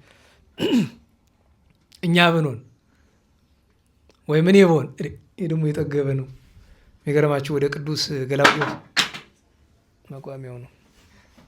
ቅዱስ ገላውዲዮስ ታቦት ይገባል ተብሎ ይሄ ቅዱስ ያሬድ ገዳሙ ሲሰራ እኛ የምናውቀው ቅዱስ ገላውዲዮስ ኢያቄም ሐናና ቅዱስ ያሬድ ነው። ታቦቱን ያስገቡት አያስገቡት እግዚአብሔር ይወቅላቸው። ግን መጀመሪያ የተነጋገርንበት ስለሆነ ገላውዲዮስን እየሄድኩ እዚያ ነው የማከብር። ሰው ኖረም አልኖረም እኔ ያለን እምል ቅዱስ ገላውዲዮስን እና ወደ ላይ ስንሄድ የቆሎ ተማሪዎች የአብነት ተማሪዎች ትከሳ ሲወርዱ ከሌላው የሚጨንቃቸው እነሱ ነው። ያው በእርግጥ አብዛኛው ትከሳ ከዚህ ተነስቶ 16 ይሄዳል፣ አይጨንቀው። ያቺ ትንሽ ተራራዋ ናት። እና ስናልፍ ተማሪዎችን አየዋቸው። ዝም ካሉን እናሳፍራቸዋለን፣ እኛ ባጃጅ ስለያዝነ ማለት ነው። አሳፍሩን ካሉን ግን አናሳፍራቸውም። ፍትህ ነው፣ የደግነት ስራ አይደለም። የሚገርማችሁ ሁሉም አሳፍሩን ብሎ ጮህ ትተናቸው። ለእኛ ይጠቅመናል አይጠቅመንም፣ ትምህርት እንዲሆን ነው እንጂ አይጠቅምም። ለእኛ ብናሳፍራቸው ይቀል ነበር። በእርግጥ ስንፍና ማስተማርም አካል ያላቸው ናቸው። ጎበዞች ግን ጎረምሳ ኩታሮች ናቸው። እንግዲህ ጎረምሳና ኩታራ እንዴት እንደሚታረቅ ባላውቅም አስታርቁት እናንተ። ጎረምሳ ኩታሮች አያወ ይመስላል። እና በእውነቱ እንደዚህ አድርገው ሄደ። ኋላ ግን እግሩን በጣም ክፉ አሜከላ ሲባል በቀጥታ እሾህ ተብሎ ነው የሚተረጎም። ሶከው አሜከላ ሲል ግን አሜከላ የሚለው የተለየ አይነት ተፈጥሮ ያለው ነው። እና ወቅቶት እግሩ አበጠ፣ ቅጥጥ ብሎ አብጦ መራመድ አቃተው። እና አንዲት ሴት መጥታ እግሩ እንዳሳ አድናው ሄደችና እመቤታችን በጣም ይወዳ ስለነበረ እንግዳ መስላ መጣ እግሩን አድናለት ሄዳለች። እና የቅዱስ ሰው የዚያን ቀን ዓመታዊ በዓሉ ነበር። ሌላኛው በግብፅ ገዳማት በ11ኛው ክፍለ ዘመን ከነበሩ ጻድቃን መካከል አንደኛው ከኢትዮጵያ የሄዱት አባታችን ጻድቁ አቡነ ገብረ ኢየሱስ ዓመታዊ በዓላቸው ነው። ሀብተ ትንቢት የተሰጣቸው ታሪካቸው የዛሬው ስንክሳር ላይ አለ። አባ ቄርሎስ የሚለው ላይ ትንቢት ተናገረ የሚላቸው አባ ገብረ ኢየሱስ እሳቸው ናቸው። ኢትዮጵያዊ ናቸው። ሌላ እናታችን ቅድስት ክርስቶስ ክብራ ሰማዕቷ የታላቁ በጸሎተ ሚካኤል እህት ናት። 40 ሰማዕታት የጌታችን ቅዳሴ ቤት በእስክንድርያም ነበረ። ዛሬ እንግዲህ የቅዱስ ሚካኤል ዓመታዊ በዓል ነው። እንግዲህ ስለ ቅዱስ ሚካኤል ጥቂት ነገር እንነጋገር።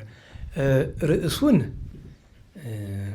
እንዳላነሳውም እንዳልተውም ጨነቀኝ። እንዳልተው ከዚህ በኋላ ለዓመት ነው ለህዳር ልንጠብቀው ነው።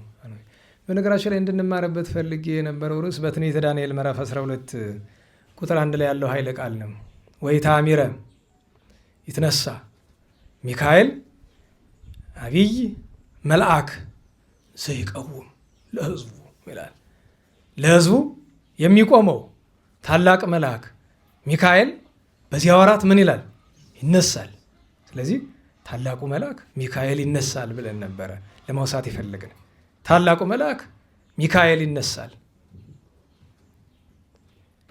ለብዙ አስተርጉሟል።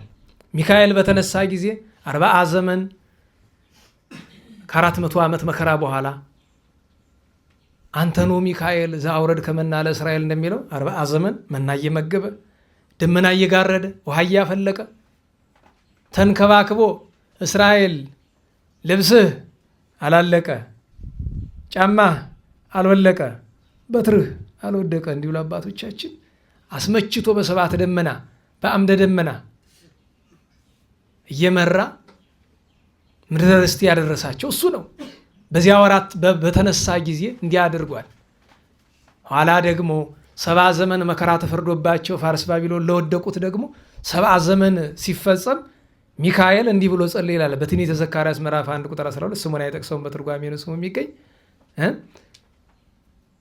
ለ70 ዘመናት የተቆጣቸውን የይሁዳ ከተሞችን የማትምራቸው እስከ መቼ ነው ብሎ አማልዷል።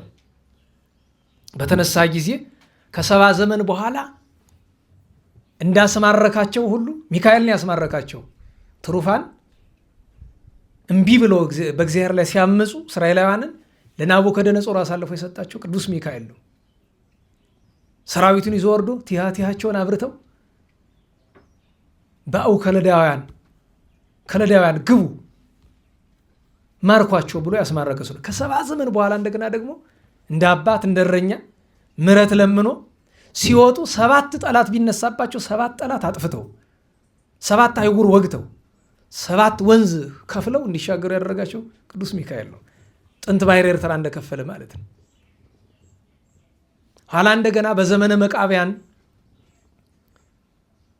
በአንጢአኮስ ምክንያት መከና ደርሶባቸው ሳለ ይሄ ታላቅ መልአክ ተነስቶ ያንን አድርጓል። ምሕረት ለምኖላቸዋል፣ ጠላት አጥፍቶላቸዋል፣ ረድኤት አድርጎላቸዋል። ያ ታላቅ መልአክ በአዲስ ኪዳን ቅዱስ ሚካኤል ተነስቷል። መነሳት ምንድን ነው ቢሉ ስራ መስራት ነው ያል ንቃህ እግዚኦ ይለል ዳዊት እግዚአብሔር የሚተኛው ነው አይደለም አድነን ማለት ነው። ስራ እንዲሰራ መለመኑ ነው። ሚካኤልንም ይነሳል ማለቱ ተቀምጦ ኑሮ አይደለም። አዎ ታላቁ መልአክ በዚያ ወራት ይነሳል ብሎ መናገሩ ስራ ይሰራል ከእግዚአብሔር ታዞ። ይኸው ምንድነው? እመቤታችንን መጠበቅ፣ ቅዱሳን ሐዋርያትን መጠበቅ፣ ጻድቃን ሰማዕታትን መጠበቅ ነው። ዋናው ምስጢር ግን ወይታሚረን ያን ጊዜ ይላል። ያን ጊዜ የተባለ ዳግም ምጽአት ነው፣ የፍርድ ቀን ነው። ምክንያቱም ንባቡን ስትመለከቱት በራሱ በጥሬ ዘር ብትመለከቱት በትንቢተ ዳንኤል ምዕራፍ 12 ቁጥር 1 ጀምሮ እንዲህ የሚል ንባብ ይገኛል። ነቢዩ ቅዱስ ዳንኤል እንዲህ ይላል፣ በዚያም ዘመን እነሆ ስለ ሕዝብ ልጆች የሚቆመው ታላቁ አለቃ ሚካኤል ይነሳል። ሕዝብም በምድር ከተፈጠረ ጀምሮ እስከዚያ ዘመን ድረስ እንደ እርሱ ያለ ያልሆነ የመከራ ዘመን ይሆናል። እንዳትረሱት። ምን አላችሁ? በዚያም ዘመን በመጽሐፉ ተጽፎ የተገኘው ለሕዝብ ሁሉ እያንዳንዱ ይድናል። በምድርም ትቢያ ውስጥ ካንቀላፉት ብዙዎቹ እኩሌቶቹ ለዘላለም ሕይወት፣ እኩሌቶቹም ለእፍረትና መብራቱ ስለሌለ ነው ለዘላለም ጉስቁልና ይነሳሉ እያለ ይቀጥላል። ስለ ፍርድ ቀን ነው የሚነግረን። ስለ ፍርድ ቀን ነው። ሙታን ይነሳሉ። ሙታን የተነሱ እንዳለ ልዑለ ቃል ኢሳይያስ በትንቢቱ ያን ጊዜ ነው ስሙን ለጠሩ መታሰቢያውን ላደረጉ እግዚአብሔርን ላመለኩ ቅዱሳንን ላከበሩ እመቤታችን ለወደዱ ቤተ ክርስቲያንን ላልተዉ ሰማያዊ ርስትን ላሰቡ ጠበቃ ሆኖ የሚቆምላቸው ሶባኮ ሙሴ ህሩዩ እንደሚለው ምርጡ ሙሴ ባይቆም ኖሮ እስራኤል ይጠፉ እንደነበረ በፍርድ ቀንም። ምክንያቱም በፍርድ ቀን ጌታችንን የዛሬ አይታችሁ ከሆነ በነገራችሁ ሙሉ ማህሌት ውስጥ ስትመለከቱ በአብዛኛው የጌታችን እርገት ላይ ያተኮራል አለቀለሙ። ምክንያቱ በሁለት ነው። ለጊዜው ያው በያርግና እየወርድ አካባቢው ለእርገት ስለሚቀርብ ነው፣ ዘመኑ ራሱ ነው። ሁለተኛውና ዋናው ምክንያት ግን ባርኬ ተነግሮናል። ሰላም ለሚካኤል መሐሪ ውእቱ ርኅሩህ ነውና ለሚካኤል ምስጋና ይገባል። ቦታ አዛዚ ለሰበዲ በሰናይቱ በደግነቱ ላይ ለሰው ልጆች ደግሞ መታዘዝን ይወዳል። ለቀርነ ዝንቱ መልአክ በድምፀ ንፋቱ በከመ ኮነ ቀዳሚ ውስተ ሰማይ ትርገቱ ለእግዚአብሔር ይከውን ዳግመ ምጽአቱ። ጌታችን ሲያርግ ቀንደ መለከት እየነፋ ማለትም አዋጅ እየነገረ እየመራ ያረገ አብሮ ሄደ ማን ነው? ቅዱስ ሚካኤል ነው። ዳግመኛ ጌታ ሲመጣ ዛሬ ቅዳሴ ያዕቆብ ዘስሩግ ላይ ይከውን ንፋተ ቀርን 3 ጊዜ ይላል አይደል? 3 ጊዜ አዋጅ ይነገራል የሚለው 3ቱንም አዋጅ የሚናገር ማን ነው? ቅዱስ ሚካኤል። ለዚያ ነው በዚያ ወራት ስለ ሕዝብ የሚቆመው ታላቁ መልአክ ይነሳል ብሎ የተናገረ በፍርድ ቀን ዋስ ጠበቃ ሆኖ የሚገኝ ለቅዱሳን ቅዱስ ሚካኤል ስለሆነ ነው። እንዲህ ተብሎ ባጭር ይተረጎማል። ታዲያ ዛሬ ቅዱስ ላሊበላ ነውና የቅዱስ ላሊበላ ረዳቱ ደግሞ ቅዱስ ሚካኤል ነው። የሚገርማችሁ ነገር ጎንደር ውስጥ ቅዱስ ላሊበላ ቤተክርስቲያን ነበረ። ሜክሲኮ የሚባል ሜዳ ታውቃላችሁ? እሱ ቤተክርስቲያኑ አጥር ውስጥ ያለ ቦታ ስፍራ ነው። ወደ ታች ጸበሉን ታውቁታለች? የቅዱስ ላሊበላ ጸበል ታች ያለ አሁን አቆሸውት አግማምተውታል። ብዙ ጸበል እኮ ነው የቅዱስ ላሊበላ። ከ44ቱ ጸበሎች አንዱ እሱ የነበረ። ቤተክርስቲያኑን የሰሩት አፄ ዮሐንስ ሶስተኛ ናቸው። ሳልሳዊ አፄ ዮሐንስ እና ባለቤታቸው እቴጌ መነን። ያ ማለት በዘመን መሳፍንት ማለት ነው። የሚገርመው በደርቡሽ ተቃጥሎ ታቦቱ የት መጥቶ ነው የተደረበ? አብሮ ተቃጥሎ ነበረ። በእርግጥ ሰለስቱ ምዕት ግን መልሶ ያኛው ላሊበላ ስላልተሰራ ከሰለስቱ ምዕት ጋር ተደረበ። ኋላ እንደገና ሰለስቱ ምዕት ቤተክርስቲያኑን ጣሊያን መጥቶ እንደገና ፍልስልስ አድርጎ ካምፕ አደረገው። በዚህ ጊዜ የሰለስቱ ምዕት ታቦት ወደ አጣጣሚ ሚካኤል ሲጠጋ የቅዱስ ላሊበላ አንደኛው ታቦት ወደ ደብረ ብርሃን ሄዷል። ዋናው ታቦቱ ግን የሚገርማችሁ ነገር እንግሊዝ ውስጥ ነው ያለ። ማን የወሰደው? ጠላት። እንዴት ያለ ጠላት! አሰለጥ ሌባ ነው የወሰደው። አይገባችሁ ይሆናል እንጂ ይገባችኋል። አሰለጥ ሌባ እንደዚህ ያለ ነው የላከው። እሱ ብቻ እንዳይመስላችሁ የአጣጣሚ ሚካኤል ብዙ ንዋያተ ቅድሳት ዛሬ ሮም ውስጥ ነው ያለ። አቡነ ጴጥሮስ የሚባሉ ጳጳስ ነበሩ የጎንደር፣ ታውቋቸው ከሆነ ወይም ሊቀ ሊቃውንት መሐሪ ትርፌ በትርጓሜ መጻሕፍት ላይ ስማቸውን አይታችሁት ከሆነ እሳቸው ሮም ሄደው አሁን የማልነግራችሁን አይነት በወርቅ የተለበጡ ብዙ ንዋያተ ቅድሳት እዚህ አዩ። ስሙን ሲያነቡት የጎንደር ንዋያተ ቅድሳት ናቸው። አንዱ የአጣጣሚ ነው፣ አንዱ የገሌ፣ አንዱ የገሌ ነው። ማን እንደላከው ይታወቃል፣ ወደዚያ ማን እንደሸጠው ይታወቃል። እና እሳቸው ምን አሉ? እንዲሁ በዓለም ዙሪያ ለምኜ ላምጣ፣ ፖፑን ማለት ነው የሮሙን ፖፕ ለምኜ ላምጣና ልስጦት ገንዘብ ይስጡኝ ብሎ አሏቸው። በገንዘብ አይደለም እኔ በነፃ ሰጠ ነበር፣ ግን ይገሉኛል። ምክንያቱም በድብቅ ማህበረሰብ ነው የሚጠበቅ። ያው ቫቲካን ከምታስቡት በላይ ነው። የራሳቸው ሰላይ ቲም አላቸው፣ እንደ ሲአይኤ እንደ ምናምን አይነት የራሳቸው ቡድን አላቸው። እና እዛ መንቀሳቀስ ከባድ ነው። ምንም ነገር መስረቅ ቀላል አይሆንም። በዛ አዝነው መጥተዋል። በትርጓሜ ያያችኋቸው የሉ እንደ ደብረ ብርሃን ወንጌል እንደ አጣጣሚ ሀዊ የሚል ነገር አታዩ? የመጽሐፋውን እንዴት ያለ ይመስልሃል? አይጣል እኮ ነው። ደብረ ብርሃንን ካነሳው ዘንድ አንድ ነገር ልጥቀስላችሁ። ዛሬ ደብረ ብርሃን ቅዱስ ሚካኤል ይከበራል። መቼም ጎንደሬ ስለሆናችሁ ታውቃላችሁ። አታውቁም? እንዲያው ላለማሳፈርም እንኳን ዝም ብላችሁ አዎ በሉ። ደብረ ብርሃን ዛሬ ይከበራል ቅዱስ ሚካኤል። የሳንቃው ሚካኤል ሲባል አትሰሙ? አይታችሁ ታውቃላችሁ? ስዕሉ ተገልጦ። ምክንያቱም በዓመት አንድ ቀን ዛሬ ብቻ ነው የሚገለጥ። ዛሬ እስከ ቅዳሴ መውጫ ድረስ ይገለጣል። እዛ በኋላ ነገ ብትሄድ የፈለከው ቀን ብትሄድ አታየውም። የእድሜ ዘመን ህልም ነው በነገራችሁ ላይ። እና ዛሬ ቅዱስ ላሊበላ የሚከበር ሰለስቱ ምዕት ላይ ነው አለ ታቦቱ። ያው ዋናው ታቦት ቢሄድም ሌላ አለ፣ ግን ቤተክርስቲያን ውስጥ ሄዱ ባዶ ነው። ያው ሰው የለውም። ያው ማክበር አልተጀመረም፣ ግን ቤተክርስቲያን ውስጥ ነው እንድታውቁት። ቅዱስ ላሊበላ የት ነው ከተባላችሁ ሰለስቱ ምዕት ላይ ነው ያለው እዚያ። እና የሳንቃው በነገራችሁ ላይ የሳንቃው ሚካኤል እንግዲህ ስታስቡት ደብረ ብርሃን ሌሎች ሁሉ ሲቃጠሉ ለምን ያልተቃጠለ ይመስላችኋል? ድርቡሽ ሲያቃጥል የሳንቃው ሚካኤል እየወጣ እንካቀመስ እያላቸው ኃይለኛ ነው። በነገራችሁ ላይ ግሩም ነው። የደብረ ብርሃንን ስዕል አድኖ አይታችሁት ከሆነ እየለቀቀ ነው አይደለም? በጣም ጫና ስላለበት ጎብኝ ምናምን እየተባለ የሳንቃው ሚካኤል ግን ብታዩት አዲስ ነው የሚመስል፣ ትናንት የተሳለ ነው የሚመስል እኮ ብታዩት ሲገለጥ። አቤት እንዴት ደስ እንደሚል። ደግሞ የሚገርማችሁ ነገር ማሕሌታውያን ብቻ ማሕሌትና ቅዳሴ ነው እንጂ ታቦት አያወጡም ደብረ ብርሃኖች የቅዱስ ሚካኤልን። እና ብትሄዱ ጸጥ ያለ ነው፣ የማሕሌት ብቻ ነው የሚሰማ፣ ሰው ግርግር የለም። እዚያ ሄዳችሁ ትገቡና የምታገኙት ከየት ነው? ቅኔ ማሕሌት አለ አይደል ደብረ ብርሃን። ከዛ ቀጥሎ ቅድስት አለ አይደለም።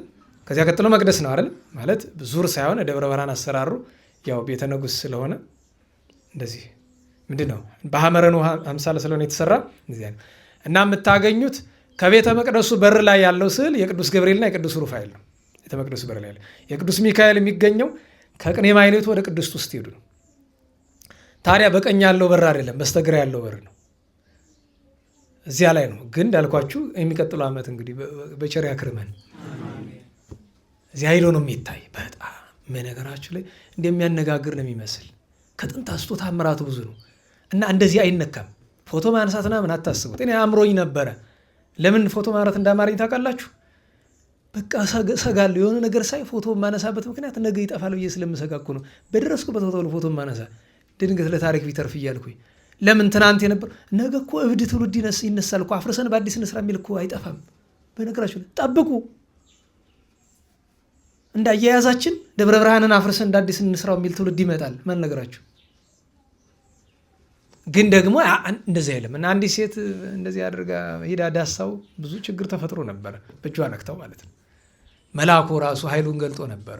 ከባድ በእሷ ላይ ብቻ አይደለም በብሶ ላይ ቅጣት እስከ ማድረስ ደርሷል። የሳንቃው ሚካኤል በቃ ጎንደር እኮ ሲኮን አስቡት። አሁን አዲስ አበባ ቢሆን እኮ ስንት ይነገርለት ነበር አይደል? የሳንቃው ሚካኤል ጎንደሬ አይሞቀው አይበርደው ለጥ ምን አላው ተኛው ነዶ እስኪያልቅ ድረስ ያው ማለት አንተ ማገዶ ሆነ ነው የሚያልቀው እንጂ ዝም ብሎ ነዶ ያልቅ እና ቅዱስ ላሊበላም ሰለስቱ ምዕት ያንንም እዚያ የሚለውን ለማስታወስ ነው። ስለ ቅዱስ ላሊበላ ግን አጭር ነገር እንነጋገር። ቅዱስ ላሊበላ ዛሬ ምን አስቤ ነበር? ዛሬ ቅዱስ ሚካኤልን በየወቅቱ ስለምናነሳው በቅዱሳን ታሪክ ውስጥ ሁሉም ስለምናገኘው ቅዱስ ላሊበላን ታሪክ ብንተርክ ይሻላል ብዬ ነበረ። ግን በዚች ደቂቃ የቱን አንስቼ የቱን እጥለዋለሁ? የቱን ግን ለመታሰቢያ የሆነ ዘንድ 7 ነገሮችን ብቻ ልናገር። አጭር አድርጌ አይደለም፣ በ7 ነገሮች እናስታውሰው። ይረዝማል። አንተ እዚህ ነው ቤት ምን አስጨነቀ? ደግሞ ወሩ ሰኔ ነው። አይመሽ ብትጎትተው ራሱ እኮ ጨለማ አይመጣም። ፀሐይ እኮ ገና አልገባችም። የሚገርማችሁ ሜትሮሎጂ ምን እንዳለ ታውቃላችሁ? ዛሬ ፀሐይ ነው ከሰዓት እስከ ምሽት ድረስ አለ። አይ ሜትሮሎጂ እሺ ይሁን። የድሬዳዋ አህያ ውሎ ይግባና መቼም የንጉሱን ነገር አንስቼ ነው። ለሁሉም 7 ነገር ባጭር ነው ታዲያ ምናነሳ። አንደኛው ጽንሰት፣ ልደት እናነሳ። ምክንያቱም በቅዱስ ሚካኤል ብስራት ነው በ29 ማለትም መጋቢት 29 ተጸንሶ ታኅሳስ 29 የተወለደ። በማን ብስራት? በቅዱስ ሚካኤል።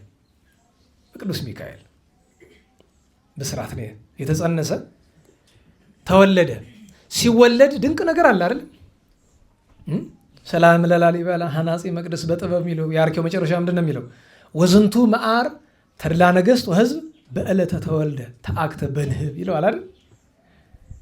ንብ ወሮት አገኘችው ጠቅላላ እና መጀመሪያ ደንግጣለች፣ አደጋ ነው መስሏት። ኋላ ግን ላሊበላ የተባለበት ምክንያት እሱ ነው። በንብ ተከቦ መታየቱ በኋላ የሚሰራውን ነገር መንገድ ስለሆነ አንደኛው እሱ ነው። ሁለተኛው ስለ ክርስትና እናንሳ። ክርስትና በተነሳ ጊዜ ስሙን ያወጣለት ቅዱስ ሚካኤል ነው። ክርስትና ስሙ ማን ነው? የቅዱስ ላሊበላ እስቲ ጎበዝ። ቅዱስ ላሊበላን የማያውቅ ሰው መቼም ኢትዮጵያ ውስጥ አይኖርም አይደል? እስላም ክርስቲያን ቢሆን ቅዱስ ላሊበላ ይታወቃል። ግን ገድሉን አንባባችሁ ታውቃላችሁ? አለ እኮ ገድሉ ራሱ ገዳሙ ያሳተመው። እኔ ገበያ ላይ አይቼው አላውቅም። በእርግጥ እዛው ነው ብዙ ጊዜ የሚሸጡት እዛው ገዳሙ። እሺ ስሜን ወደ ራስ ደጀን ወይም ቅዱስ ያሬድ ሄዳችሁ የምታውቁ? እሺ እዛ በመንገድ ስትሄዱ አንድ ጻድቅ ቤተክርስቲያን አለ። እንዲሁም ይሄ ዕጣን ዘቢ ምናምን የሚያመላልሰው ወንድማችን የሚሄድበት ገዳም ማን ነው የሚባል? በሉ እንጂ የለም እሱ ዛሬ አልመጣም። አሰረ ክርስቶስ ሲባል ስም አልሰማችሁም? ጻድቁ አሰረ ክርስቶስ። የቅዱስ ላሊበላ ክርስትና ስሙ ማን ነው? አሰረ ክርስቶስ። የንግስና ስሙስ ማን ነው? ገብረ መስቀል። ስለዚህ ሁለተኛ እችን አነሳ ነው። ሶስተኛ በጣም ያመው ነበር ሆዱን። ያ ቅዱስ ከልጅነቱ ጀምሮ መንፈሳዊ ትምህርት ተምሮ የዳዊት መዝሙር ሌሎችንም ጸዋቱ ተምሮ ነበረ። በጣም ሆዱን ያመዋል። ከሆዱ አውሬ ነበረ። አውሬ ስላችሁ የሰው ሆድ ገብቶ የሚያም ብዙ ነገር አለ አይደል? የምታውቁት። እና ለእህቱ ምን አላት? ኮሶ አጠጭኝ አላት። አውሬ ያልኳችሁም ኮሶውን ነው። እህቱ በጣም ተጠላው ነበረ። እንግዲህ አስቡት፣ እህቱ ወንድምን መጥላት አስቡት። ለምን ቢባል ንጹሕ ስለሆነ ትሁት ስለሆነ ሰው ስለሚወደው ስለሚወደድ ትጠላዋለች። ጥሩ እድል አገኘው ብላ ከኮሶ መሃል መርዝ በጥብጣ ሰጠችው። የሱ አብሮት የሚኖር አንድ ዲያቆን አለ እና ያን ጊዜ ቅዱስ ላሊበላ ዲቁና ስላልተቀበለ ስለማክበር ሁል ጊዜ ባርከህ አንተ መጀመሪያ ብላ ይለዋል። የሚጠጣም ከሆነ አንተ ጠጣ ይለዋል። እና እንደ ወትሯ ስለምዶት ኮሶውንም እንካ ብሎ እሱ ሰጠው። ጠጣው፣ ሞተ። ሲሞት ካፉ እንደ ማስታወክ የሚመስል ነገር ወጥቶ ፈሰሰ። ውሻው መጥቶ ላሰው፣ ውሻው ሞተ። ከማዘኑ የተነሳ ይቺ ሞት የኔ ናት፣ በእኔ ምክንያት እነሱ ሞቱ፣ ይቺ ሞት ለእኔ ነው የምትገባ ብሎ ያንን እሱ ራሱ ጠጣው። መሬት ወደቀ። 3 መዓልት 3 ሌሊት ዘመዶቹ ተሰብስበው እንዳይቀብሩት ሰውነቱ ሞቀባቸው፣ እንዳይተውት የለም። በዚያ ሰዓት ቅዱስ ገብርኤል ወስዶ ወደ ሰማይ ያደርሰዋል። መጀመሪያ ኤረርን ያሳየዋል። በነገራችሁ ላይ የቅዱስ ላሊበላ የሰማዩ ጉዞ ያስደንቀኛል። ኤረርን አሳየው። እጹብ አለ። መላእክትንም ብርሃኗን አይቶ መልአኩ ምን አለው? አይ አድናቆትህን ቆጥበው ገና ነው እየጨመረንም ይላሉ። ከዛ ራማን አየ። ውሃ ይሄ ይበልጥ የሚገርማቸው ነገር ኤረርን ያይና የዳዊት መዝሙር ትዝ ይለዋል። በዳዊት መዝሙር እግዚአብሔርን ያመሰግናል። እዛ ያን የሚመለከት ነገር ያየውን ነገር የሚመለከት ምስጢር ትዝ ይለዋል። ራማን ሲያይ እንደዚያ ቀጥሎ ማን ነው? ኢዮርን አየ። ከርሞ ኢየሩሳሌም ሰማያዊት። ከዛ እያለ እስከ 7ኛው ሰማይ ድረስ እያደነቀ ሄዶ ኋላ እመቤታችን ካለችበት ሲደርስ ኧረ እስካሁንማ ምንም አላየሁ፣ ካየሁ አይቆጠርም። ኋላ ግን እግዚአብሔርን ሲያይ እግዚአብሔርን አየ ማለት ያው በሱ በሚቻለው መጠን እጹብ አለ። ከዚያ ላይ ምን አለው? ወዳጄ ላሊበላ አንተ ትነግሳለህ፣ እነዚህን የማሳይን 10 አብያተ ክርስቲያናት ትሰራለህ። 11ኛው የሚስቱ ስለሆነች ቅድስት መስቀል ክብራን የሰራች 10 አብያተ ክርስቲያናት ትሰራለህ። ታዲያ ስመ ንግስናን የማወጣልህ እኔ ነኝ፣ ቅባ መንግስት የምቀባህም እኔ ነኝ ብሎ ገብረ መስቀል ብሎ ቅባ መንግስት ቀብቶም ይሄ በታሪክ የለም። ቅዱስ ላሊበላን የሚመስል እኮ አይገኝም። ከዓለም ነገስታት ሁሉ በአዲስ ኪዳን ከተነሱ ቅዱሳን ነገስታት በምን እናወዳድረዋል? ብዙ ናቸው ቅዱሳን። የእሱ ደግሞ የተለየ ነው። እንደዚያ አድርጎ ቀብቶ መለሰው። ከዚያ ተመልሶ ከተነሳ በኋላ በቤተ መንግስት ጥላቸው በዛበት፣ የሚጠላው ሰው በዛበት። ለቆ በረሃ ገባና በምናኔ መኖር ጀመረ። በበረሃ በምናኔ ሲኖር ቅዱስ ገብርኤል መጣና ላሊበላ አለው። አቤት። ሚስት አግባ አለ። ምን አረኩ? በበረሃ በምናኔ እየኖርኩኝ እንዴት አለ። ምን ነው አንገፈገፈሳ? ማግባት ኃጢአት ነው አለ። ኧረ ኃጢአትስ አይደለም። እና ምን አስጨነቀ? እግዚአብሔር ያለን አታደርግም አለው። እንዴትስ ነው ማገባ አለ። ትመጣለች ራሷ ሚስት አሁን ነገ እዚህ በረሃ። አዎ ምን ልታደርግ? እንጨት ልትለቅም ትመጣለች። እንዲህ ያለች መልክ ያላት እንዲህ የለበሰች ስሟ እንዲህ መስቀል ክብራ ነው። አንተ ገብረ መስቀል፣ እሷ መስቀል ክብራ።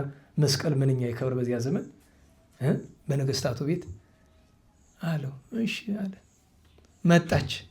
እሷም ወደደችው፣ እሱም ወደዳት። እሷም መልካም ሰው ነበረች። ከዛ ወደ ወላጆቿ ይዛቸው ሄደች። አንተ ልጄን በበረሃ አጥምደህ መጣህ አለው አባቷ። አይ እንደሱም አይደለ ፈቃድ እግዚአብሔር ነው አለው። አጋቧቸው። ተጋብተው አብረው በንጽህና ሲኖሩ ነበረ። በተክሊል ተጋብተው እዚያ እያሉ ገና ሳይነግስ ማለት ነው። እንዲህ እያሉ ኖሩ።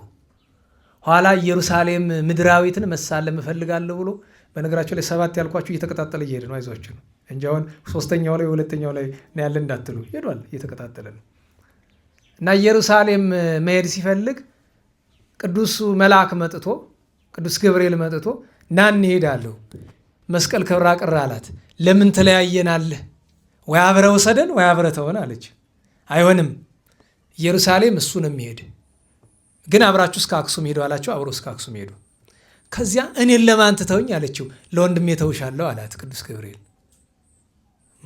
ወንድም የሚለው ቅዱስ ሚካኤልን ነው። ቅዱስ ሚካኤል በአምሳለ ብእሲ ተገለጠላትና እሷን ይዞ አክሱም ሄዶ ደናግል ነበሩና ደናግል ጠብቋትች አደራ ብሎ ሰጣቸው ለነሱ። ቅዱስ ገብርኤል እንደ ልማዱ እንደ ወትሮው ተሸክሞ አልወሰደውም። ቅዱስ ላሊበላን በእግሩ ነው የወሰደው። ድክም መውሎት የእግዚአብሔር መልአክ ለምን እንዲደክመኝ ታረጋለህ ይለዋል። የአምላክ እናት ደክማለች፣ እሱ እንድታስታውስ ነው ይለዋል። የሆነ ቦታ ደግሞ ሐዘን ተሰምቶት ያለቅሳል። ለምን አታጽናንኝም ይለዋል። የአምላክ እናት ያለቀሰችበት ስፍራ ነው ይለዋል። በግብፅ አይደል ይዞት የሚሄድ እዛ ይለዋል። ለምን ያን ሁሉ ነገር ያ ሁሉ መከራ ሲደርስባት ቅዱስ ገብርኤል አብሯት ነበራ። እንደዚያ እያደረገ ኢየሩሳሌም አድርሶ ብዙ ቦታ እንዲሳለም አድርጎ ጌታችን ተገልጦለት ቃል ኪዳን ሰጡት። ተመልሶ መጣ። ኋላ አንድ ሐሰተኛ ሰው ሄድና ለወንድሙ በወቅቱ ለነበረው ንጉሥ ሂዶ ይከሰዋል። ምን ብሎ ከሰሰው? ሌላ ሰው ሊያገባት ያሰባትን ሴት በጉልበት ወንድምህ ላሊበላ አግብቷል፣ የሰው ሴት ቀምቷል ብሎ ይከሰዋል። አስጠራው። ለምን እንዲህ ያደረግክ አለው። ኧረ እኔ አላደረግኩም አለው። ዋሽተሃል አለና የሚገርማችሁ ነገር ወንድሙ ምላችሁ እኮ ማን ነው? ቅዱስ ገብረ ማርያም ነው እኮ ሀርበይ ነው። እሱ አይስማሙም ነበረ። በነገራችሁ ላይ ኋላ እስኪታረቁ ድረስ አይስማሙም ነበረ። ማለት ያው መንግስትን ይቀማል እያሉ ሰዎች እየነገሩት በዛ ምክንያት ነው ትልቁ ችግር የነበረ እና ምን አለ ግረፉት ብሎ ቁጥር ሳይነግራቸው ቅዳሴ ገባ ገብረ ማርያም 4 ሰዓትን የነገራቸው ቅዳሴው እስከሚያልቅ ድረስ ለካ እየደበደቡት እና ቅዳሴ ሲወጣ ድምፅ ይሰማል። እንደዚህ የሚደበድብ ወታደር እየጮኸ አይደለም የሚማታ ምንድን ነው የሚሰማኝ ድምፅ አለ። ግረፉት ብለህ ገብተህ መስሎኝ ወንድምህ እየተገረፉ እስካሁን ሊገሉት አይደለ ብሎ ሩጦ አንቱ ተው ብሎ አስተው። ኋላ ግን መልአከ እግዚአብሔር መጥቶ ገሰጸው። አንተ ለምንድን ነው ወንድምህን እንደዚህ የምታደርገው? በል አሁን ይቅርታ ጠይቀው። የይቅርታ መጠየቃ እጅ መንሻ ደግሞ መንግስቱን ለሱ ስጥና አንተ ንስሐ ገብተህ መንን አለው። ወንድሙን ጠርቶ ከእግሩ ወድቆ ምህረት ለምኖ መንግስቱን ለሱ ሰጥቶት ቅዱስ ገብረ ማርያም ሀርበይ መንኗል። በነገራችሁ ላይ የቅዱስ ላሊበላ አባት ማን ነው ስሙ? ያዙ እንጂ ታሪክ አጥኑ። ዣን ስዩም በሉ እስቲ። እናቱሳ ኪረወይላ። ይሄ በባህላዊ አጠራር ነው። ላሊበላዎች ግን እንደዚህ አይደለም የሚጠሯት፣ ሌላ አለ። ይሄው ራሱ ስሙ ነው፣ ግን ላሊበላዎች ጠፈፍ ጥርት አድርገው የሚጠሩት። እኛ ግን በትውፊት የምናውቀው እንደዛ ነው። ኪረወይና ኪረወይላ ይላል። እነሱ ግን በመሀል ላይ ር ያስገባሉ። ለሁሉም ቅዱስ ላሊበላ ነገሰ። ሲነግስ በ1157 ዓ.ም ነበረ። በነገሰ ጊዜ ለእግዚአብሔር ቃል ኪዳን አደረገ። ከቶውኑ አንድ መነኩሴ ከሚኖረው ኑሮ የተለየ አልኖርም አለ። ልብስ አይለውጥ፣ በውስጡ የሚለብሳትን አይለውጣትም። ሁልጊዜ ማታ ማታ እንጀራውን ለምለሙን ለድሃ ሰጥቶ እሱ ጠርዝ ነው የሚበላ። ያችን እንጀራ የምትገዛ ሰሌን ሰርቶ ነው። ያችን የሚሸጥለት ረድ ነበረው። ማን የሚባል? ክርስቶስ ሐሬዎ የሚባል። እዚህ በፊት እንደነገርኳችሁ አንድ ጊዜ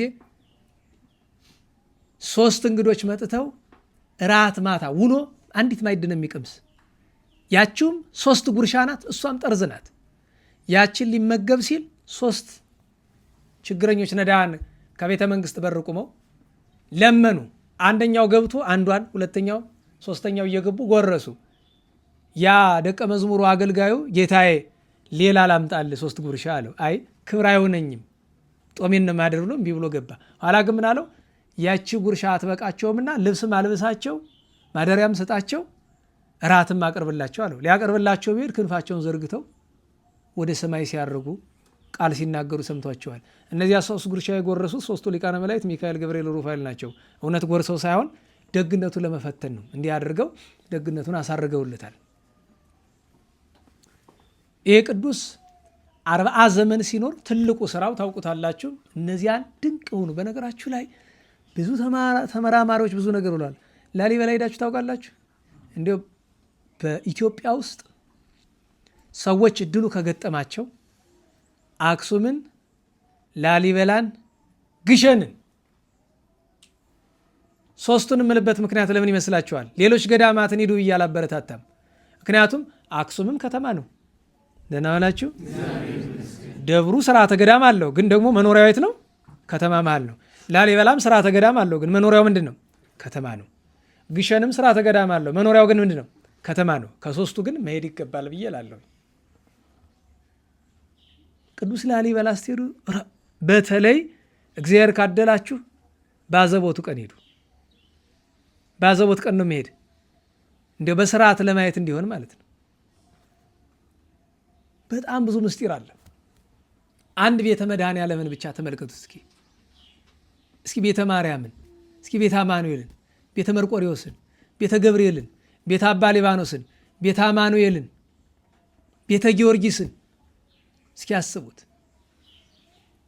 ቤተ ጎልጎታ ወይም ቤተ መስቀል የእሱ ቅዱስ ክቡር ስጋው ያረፈበት ቅዱስ ሚካኤል የሚከበርበት በዚህች ቀን ያን ሁሉ ድንቅ ስራ ከሮም ከግብፅ እየመጡ የሚጎበኙት እኮ ነው። ዛሬ እንዳይመስልህ በዚህ በቱሪስት ዘመን አይደለም።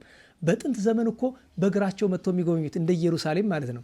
እንድታውቁት የሚያስፈልገው ነገር ምድራዊት ኢየሩሳሌምን ጎብኝቶ ሰማያዊት ኢየሩሳሌምን ተመልክቶ እግዚአብሔር ባሳየው ልክን የሰራቸው እና አንድ የእስላሞች ኡስታዝ ሰሞኑን የሆነ የሚመላለስ ቪዲዮ አለ። ግራኝ አህመድ ቤተ ክርስቲያን ማጥፋት ቢፈልግ ኑሮ ላሊበላን ያፈርሰው ነበር ብሎ ወደሽን ቆማጤ ንጉሥ ትመርቂያለሽ አለ። ማፍረስ ሳይፈልግ ቀርቶ ይመስልሃል? መተው ቢፈልግ ኑሮ ደህና ዋላችሁ። አትሮንሰ ማርያምን አይተዋትም ነበረ? በሺህ ከሚቆጠሩት ካቃጠላቸው እንዲሁ ዋናዎቹ እንዲሁ ለዓይን እንኳን የሚያሳስቡ አትሮንሰ ማርያምን አይተዋትም ነበረ? ወልደ ነጎድጓድን አይተውም ነበረ? ቤተ ማርያምን፣ ቤተ ምሳልን ደግሞ ምን አለ? አክሱምን አላቃጥልም። ታው እንጂ እና አፄ ፋሲል የሰሩት እኮ ነው አሁን ያለ። ታዲያ ግራኝ ነው አንበሳ ውድሜ የሰራውን በኋላ የሸዋ ነገስታት ያደሱትን ያቃጠለ ማን ነው? ግራኝ አህመድ አይደለ? አንዳንድ ጊዜ ቂል ነው መሰለ። ምን መሰላቸው? ለነገሩ ቂል ነን፣ ሱሱነታቸው ነው። ምንም ታሪክ አናቅ፣ ራሳችን አናውቅ እና ቅዱስ ላሊበላ እግዚአብሔር በሰጠው ቃል ኪዳን ግሩማን መላእክት ስለሚጠብቁት ነው እንጂ ሰዎች ማጥፋት ስለማይፈልጉ አይደለም። ይህን ማወቅ አለብን። እና ቅዱስ ላሊበላ እንዲህ ያለ ኑሮ በቤተ ክርስቲያን ታሪክ ውስጥ የመስቀል ጦርነት የሚባል ነበር አለ 300 ዓመት የፈጀ። በዚያ ወራት የተሰደዱ ክርስቲያኖችን ብቻ አይደለም ከደግነቱ የተነሳ የተሰደዱ እስላሞችን ሁሉ እንግድነት የተቀበለ ይሄ ቅዱስ ሰው ነበረ። ነገር ግን ዛሬ ከነ ታሪኩ እንኳ በቁም ነገር እኔ የሚተርክለት ሰው እኔ እንጃ፣ እኔ ማየቴን እጠራጠራለሁኝ።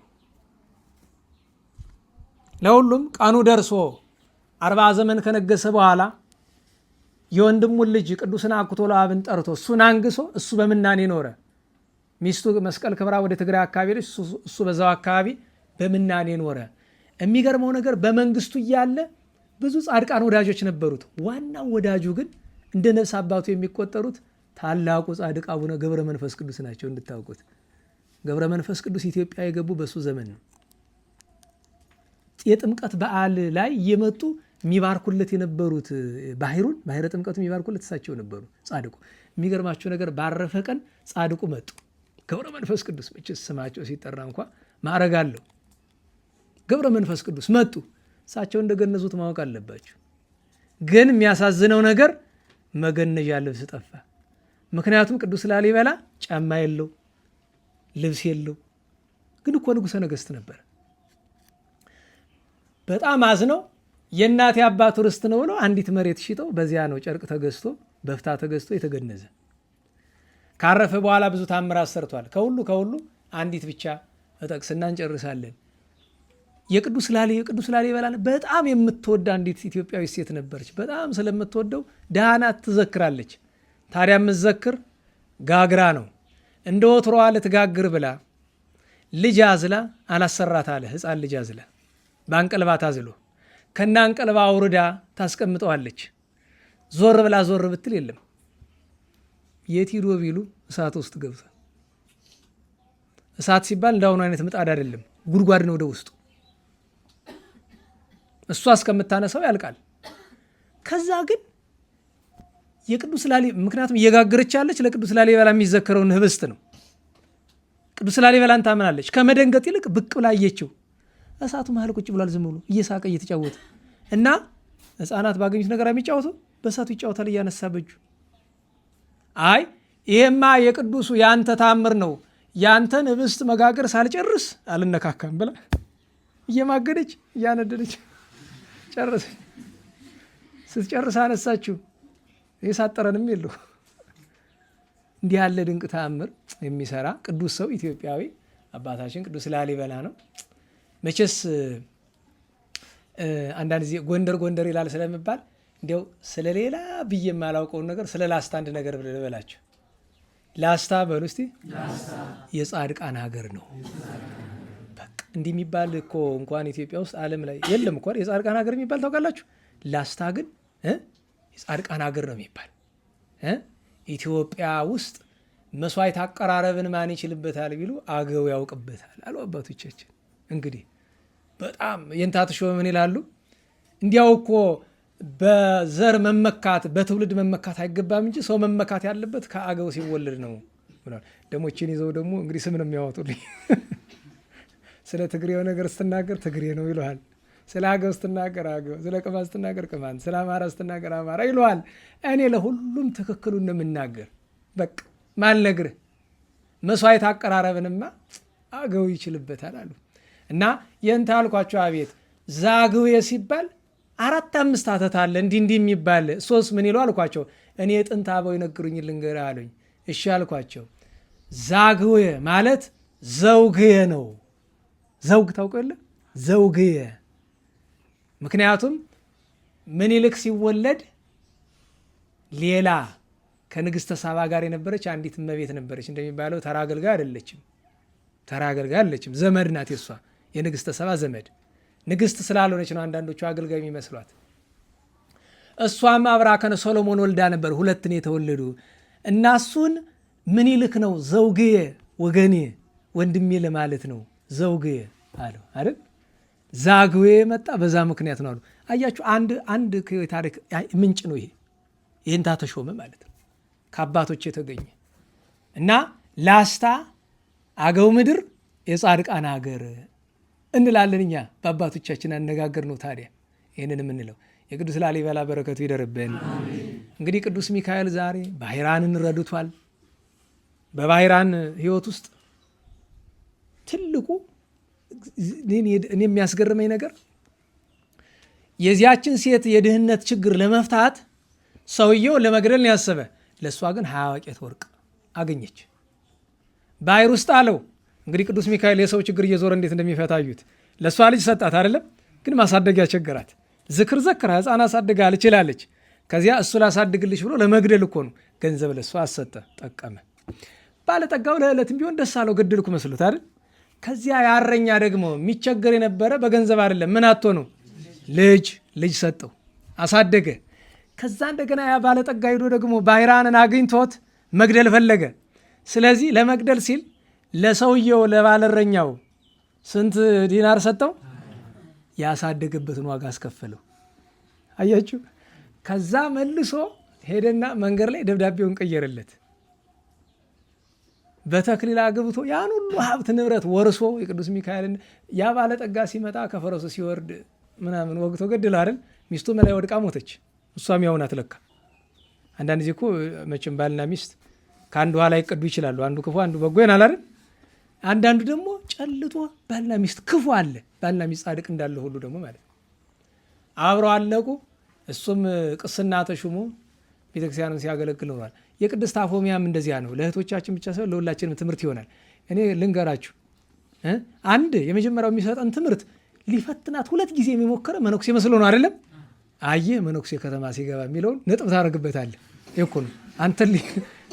ምክንያቱም ገዳሙን ለቆ የወጣ መነኩሴ እንዴት ነው የሚመክረኝ? ደህና ዋላችሁ። እንዴት ብሎ ይመክረኛል? ክህነቱን የጣለ ቄስ ይመክረኛል? እኔ ንገሩኝ እንዴ! ምንድን ነው ለራሱ እንኳ ሳይሆን ለእኔ እንዴት ብሎ ይሆነኛል? ለዚያ እኮ ነው ብዙ ጊዜ በተቻላችሁ መጠን ራቁ ብዬ የምለው። ይህን ማወቅ ያስፈልጋል። ለዚያ ነው መነኩሴ መስሎን የመጣባት። ለምን ምክሬን ትቀበለኛለች መስሎት ነው። እምቢ ስትለው በመጨረሻ ምን አላት? ሚካኤል ሚካኤል እያልሽ የምታስፈራሪኝ ሰኔ 12 ነው እመጣልሽ። ለምን ያን ቀን በእናንተ አማርኛ ቢዚ ነው። በነገራችሁ ላይ ጠላት ግን ሞኝ ነው አንዳንድ ጊዜ ልበል። እኔ ግን እውነቴን ነው። አሁን ዛሬ ሌሊት እንዲያው ሌሊት ሳይባልም ግን እንዲያው ግን ይህ ሁሉ በትጋት በንጽህና የሚለምንህ እያለ አሁን እኔን ተሰማኝ ሆን የሚል እንደዛ አይነት ሀሳብ ሲመጣ አማተኩኝና፣ ግን ጅልነት እኮ እንደዚህ ብሎ ይታሰባል። ነና ዋላችሁ። የሚሰማን እኮ ምንም ስለሆነ አይደለም፣ ስለ ቸርነቱ ነው። ግን አስቡት። ለምን እኔ እንዲህ ንጹሐንን ብቻ አይደለም እኛ አንዳንዶቻችን ለጥ ብለን አስባችሁታል። ማህሌታውያን ዋዜማ ቆመው ውለው እንደገና ቀጥ ብለው አድረው የእነሱን ድምፅ እየሰማን ለጥ፣ ከዚያ በሆነች ሰዓት ትነሳና ሚካኤል ሆይ ሊያደርግልኝ ኋላ ግን አይ አሁን ተሰማኝ ይሆን? ግን ጭንቅላት እኮ ነው ጥርጥር እያመጣ ማለት ነው። እና ግን ያ ምን አለ? የዛን ቀን አይ በቃ የዛን ቀን ነው እመጣልሽ። ኋላ ሲመጣ መናጤ አይደለ ምን አለ? ሰይጣን እንዲህ ሲልሽ ሰምቼ ላድንሽ መጣ እያለ አያችሁ። እሱ እንትን እንደ ጠንቋይ ስራ እኮ ነው። ለጠንቋይ የሆነ ነገር ይነግረዋል አይደለም፣ ዞር ብሎ ያደርግለታል። ትንቢት ተነገረ ተፈጸመ ለማስባል ማለት ነው። እንደ አንዳንዱ ሰው ህልማችሁ እንድታምኑ አንዳንድ ጊዜ ያሳያችሁን ያደርጋታል። አሀ በቃ ይህን ህልም ይሰራል ማለት ነው እንድትል ማለት ነው። እና የዛን ቀን መጥቶ ሲመክር ቆይቶ ዝም ብላ ስታየው ቆይታለች። ለምን? ጠንቃቃ ናት በጣም እና ኋላ ግን እኮ ባል ብታገቢ ነው የሚሻልሽ። በነገራችሁ ላይ በኋላ ታሪኩን ስትሰሙት እኮ ቅድስት አፎሚያ የምትሞትበት ቀን እኮ ነው ያለው። በምታርፍበት ቀን እንድታገባ ይመክራታል። እና ምን አለ? ባል የሌላት ሴትና መልህቅ የሌለው መርከብ አንድ ነው። ደግሞ አጠቃቀሱን ሲችልበት እናንተ ጥቅስ መጥቀስ እኮ ትልቁም ነገር አይደለም። ለጌታ አስጠቅሶለት የለ ያክፉ ምሳሌው እኮ በጣም አስገራሚ ነው። እንዲያው ባል የሌላት ሴትና መልህቅ የሌለው መርከብ አንድ ነው አለ። ኋላ ደግሞ ምን አለ? እንኳን አንድ በአንድ ጊዜ የተለያየ ሴት የነበራቸው አብርሃም፣ ያዕቆብ፣ ዳዊት ብሎ አቤት አቤት ዋኖቹን ጠራቸው። እነዚህ እንግዲህ ጻድቃኑ ነው ከአንድ በላይ ሴት ያገቡ ናቸው አይደለም? በሱ ይህ እኮ ያስረታል አይደል? እንኳን ለሴት ለተማረ ሰው ሁሉ ያስረታል።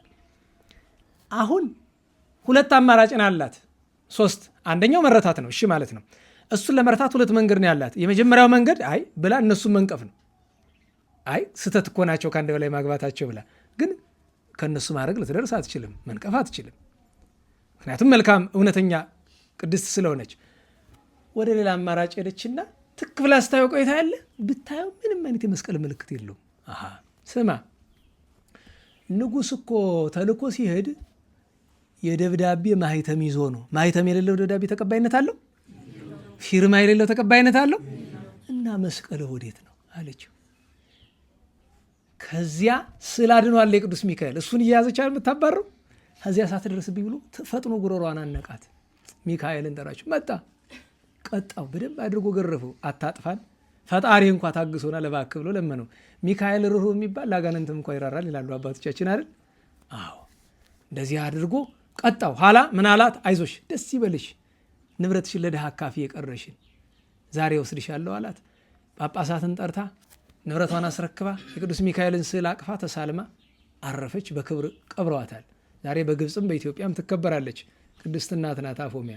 እና ቅዱስ ሚካኤል እንዲያ ነው የሚያደርግ እና ለእኛ ትምህርት እንዲሆን ነው። በኋላም እኮ ምሳሌ ነገሯል። ስለ መንጢጣት ስለ አርጋብ ተከራክረዋለች እየጠቀሰች። መማር ጥሩ ነው፣ ግን የተማሩትን መኖር ደግሞ ከሁሉ ይበልጣል፣ ከሁሉ ይበልጣል። እና ቅዱስ ሚካኤል ሊቀ መላእክት ብዙ ታምራት ያደረግበት ነው። ቅዳሴ ቤቱን በቅዱስ ለእስክንድሮስ ነው። እነ ቅዱስ ዮስጦስ እነ ቅዱስ ቄርሎስም አሉ። እግዚአብሔር መድኃኔዓለም የሁሉንም በረከት ያሳድርብን። ርዕሳችን ታላቁ መልአክ ሚካኤል ይነሳል ነው።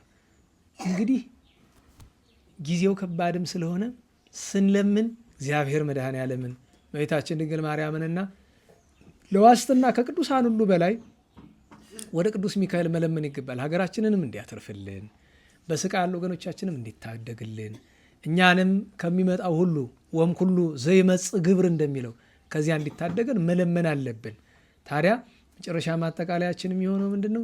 እርሱን ማመስገን ነው። እኔ መልክው ላይ በማሕሌት አንዳንድ አንቀጾች ያው በሌላ ጊዜ የተደረሱ ናቸው ስለሚባል የማይባሉ አንቀጾች አሉ። በመልክዓ ሚካኤል፣ በመልክዓ ማርያም፣ በመልክዓ ኪዳነ ምሕረት አሉ አንዳንድ። ከነዚያ መካከል አንደኛው ለአክናፊከ ነው እና ምን ይለዋል? ኦ መልአክ ጊዜ ተፈኖከ እምላይሉ ይትፌሱ በምጽአትከ እለ ውስተ ሲኦል ኩሉ መጻኢከኑ ሚካኤል ይብሉ ይላል። የትንሣኤ ቀን ገብቶ እመቤታችን እመቤቴ ከፊቴ ግቢ ለፍጥረት ልለምነኝ ይላታል። ቀድማው ትገባለች፣ ሞገስ ያገኛል። እረሱ ሞገስ የለውም አይደለም፣ የበለጠውን። ከዚያ ጌታዬ ሆይ ማርልኝ ብሎ ይላል። ስምን የጠሩ ዝክርን የዘከሩትን ከሲኦል አውጣ ብሎ ይላል። እዚህ ላይ አንድ ጥያቄ ታነሳላችሁ። ወትሮ ስሙን ጠርተው ዝክሩን ዘክሩ እንዴት ተዛገቡ ብላችሁ ካላችሁ የሰሩት ይሄ ምጽዋቱና ያኛው አለመጣጠን ይላል። ፍትሐ እግዚአብሔር ይሆናል። 3 ጊዜ በክንፉ ይዞታል። ሺ በክንፉ ሺ በአክናፉ ይላል አይደል መጽሐፍ። እንደዚህ አድርጎታል። ለዚያ ነው ይትፌሱ በምጽአትከ እለ ውስተ ሲኦል ሁሉ መጻኢከኑ ሚካኤል ይሉ። እዚህ እሳት መከራ ያሉ ሚካኤል መጣህን እያሉ ወደ ክንፉ። ግን ፍትሐ እግዚአብሔር ስለሚይዛቸው ስሙን ያልጠሩ ዝክሩን ያልዘከሩ እዚያ ክንፉን ሊይዙ ሲሉ አያዛቸው። ረቂቅ አይደል? የለም ስልጣን እግዚአብሔር ይከለክላቸዋል። እነዚያ ግን ያደላቸው ይወጣሉ። ሌላኛው ደግሞ ሰላም እብል ለአክናፊከ ስፉሃት አለ። ክንፉን ሰፊ ነው ሲለው በረድኤት መድረሱን መናገር ነው፣ አካላዊ ክንፉን አይደለም። ምስካቤ ሁሉ ፍጥረት አላል፣ የፍጥረት ሁሉ መጠጊያ ይሆናል ያንተ ክንፍ አለው። ረድኤቱን መናገር ነው። ሚካኤል ክቡር ሊቀ ካህናት አለ። ሚካኤል አንተ ክቡር ነህ ሊቀ ካህናት ለምን ይለዋል ቢሉ ሊቀ ካህናት ስራው ማማለድ አይደል? አማላጅነት መናገር ነው። ከዚያ ምን አለ? አድነነ እግዚኦ እምለትኪት ወባልሐነም ኩሉ መንሱት ከክፉይቱ ዕለት ከሚመጣው ፈተና ወም ኩሉ ዘይመጽእ ግብር እንደሚለው መጽሐፍ ከዚያ ሁሉ አድነን ብሏልና ቅዱስ ሚካኤል ያድነን። የቅዱስ ሚካኤል አምላክ ቤታችንን፣ ቤተሰባችንን፣ ጎረቤታችንን፣ ከተማችን፣ የአባቶቻችን የቅዱሳን ከተማ ጎንደርን፣ ደብራችንን፣ አብያተ ክርስቲያናትን፣ ኢትዮጵያን፣ በዓለም ያለውን ሕዝብ ሁሉ በቸርነቱ ይጠብቅልን። ከመልአኩ ከቅዱሳን ከእመቤታችን ረድኤት በረከት ያሳድርብን። የከርሞ ሰው ይበለን። ለምስጋና እንነሳ።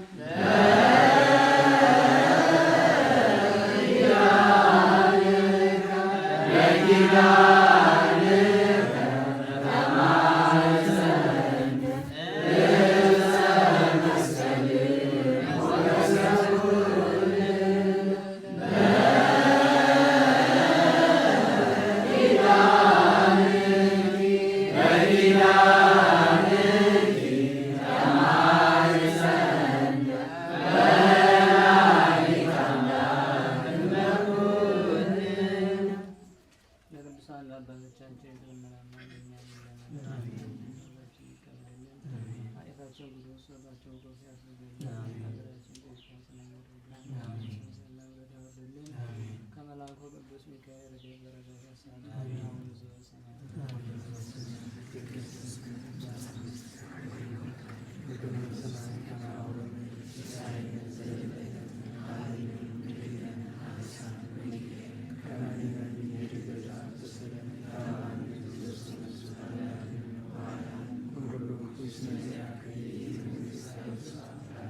በሰላም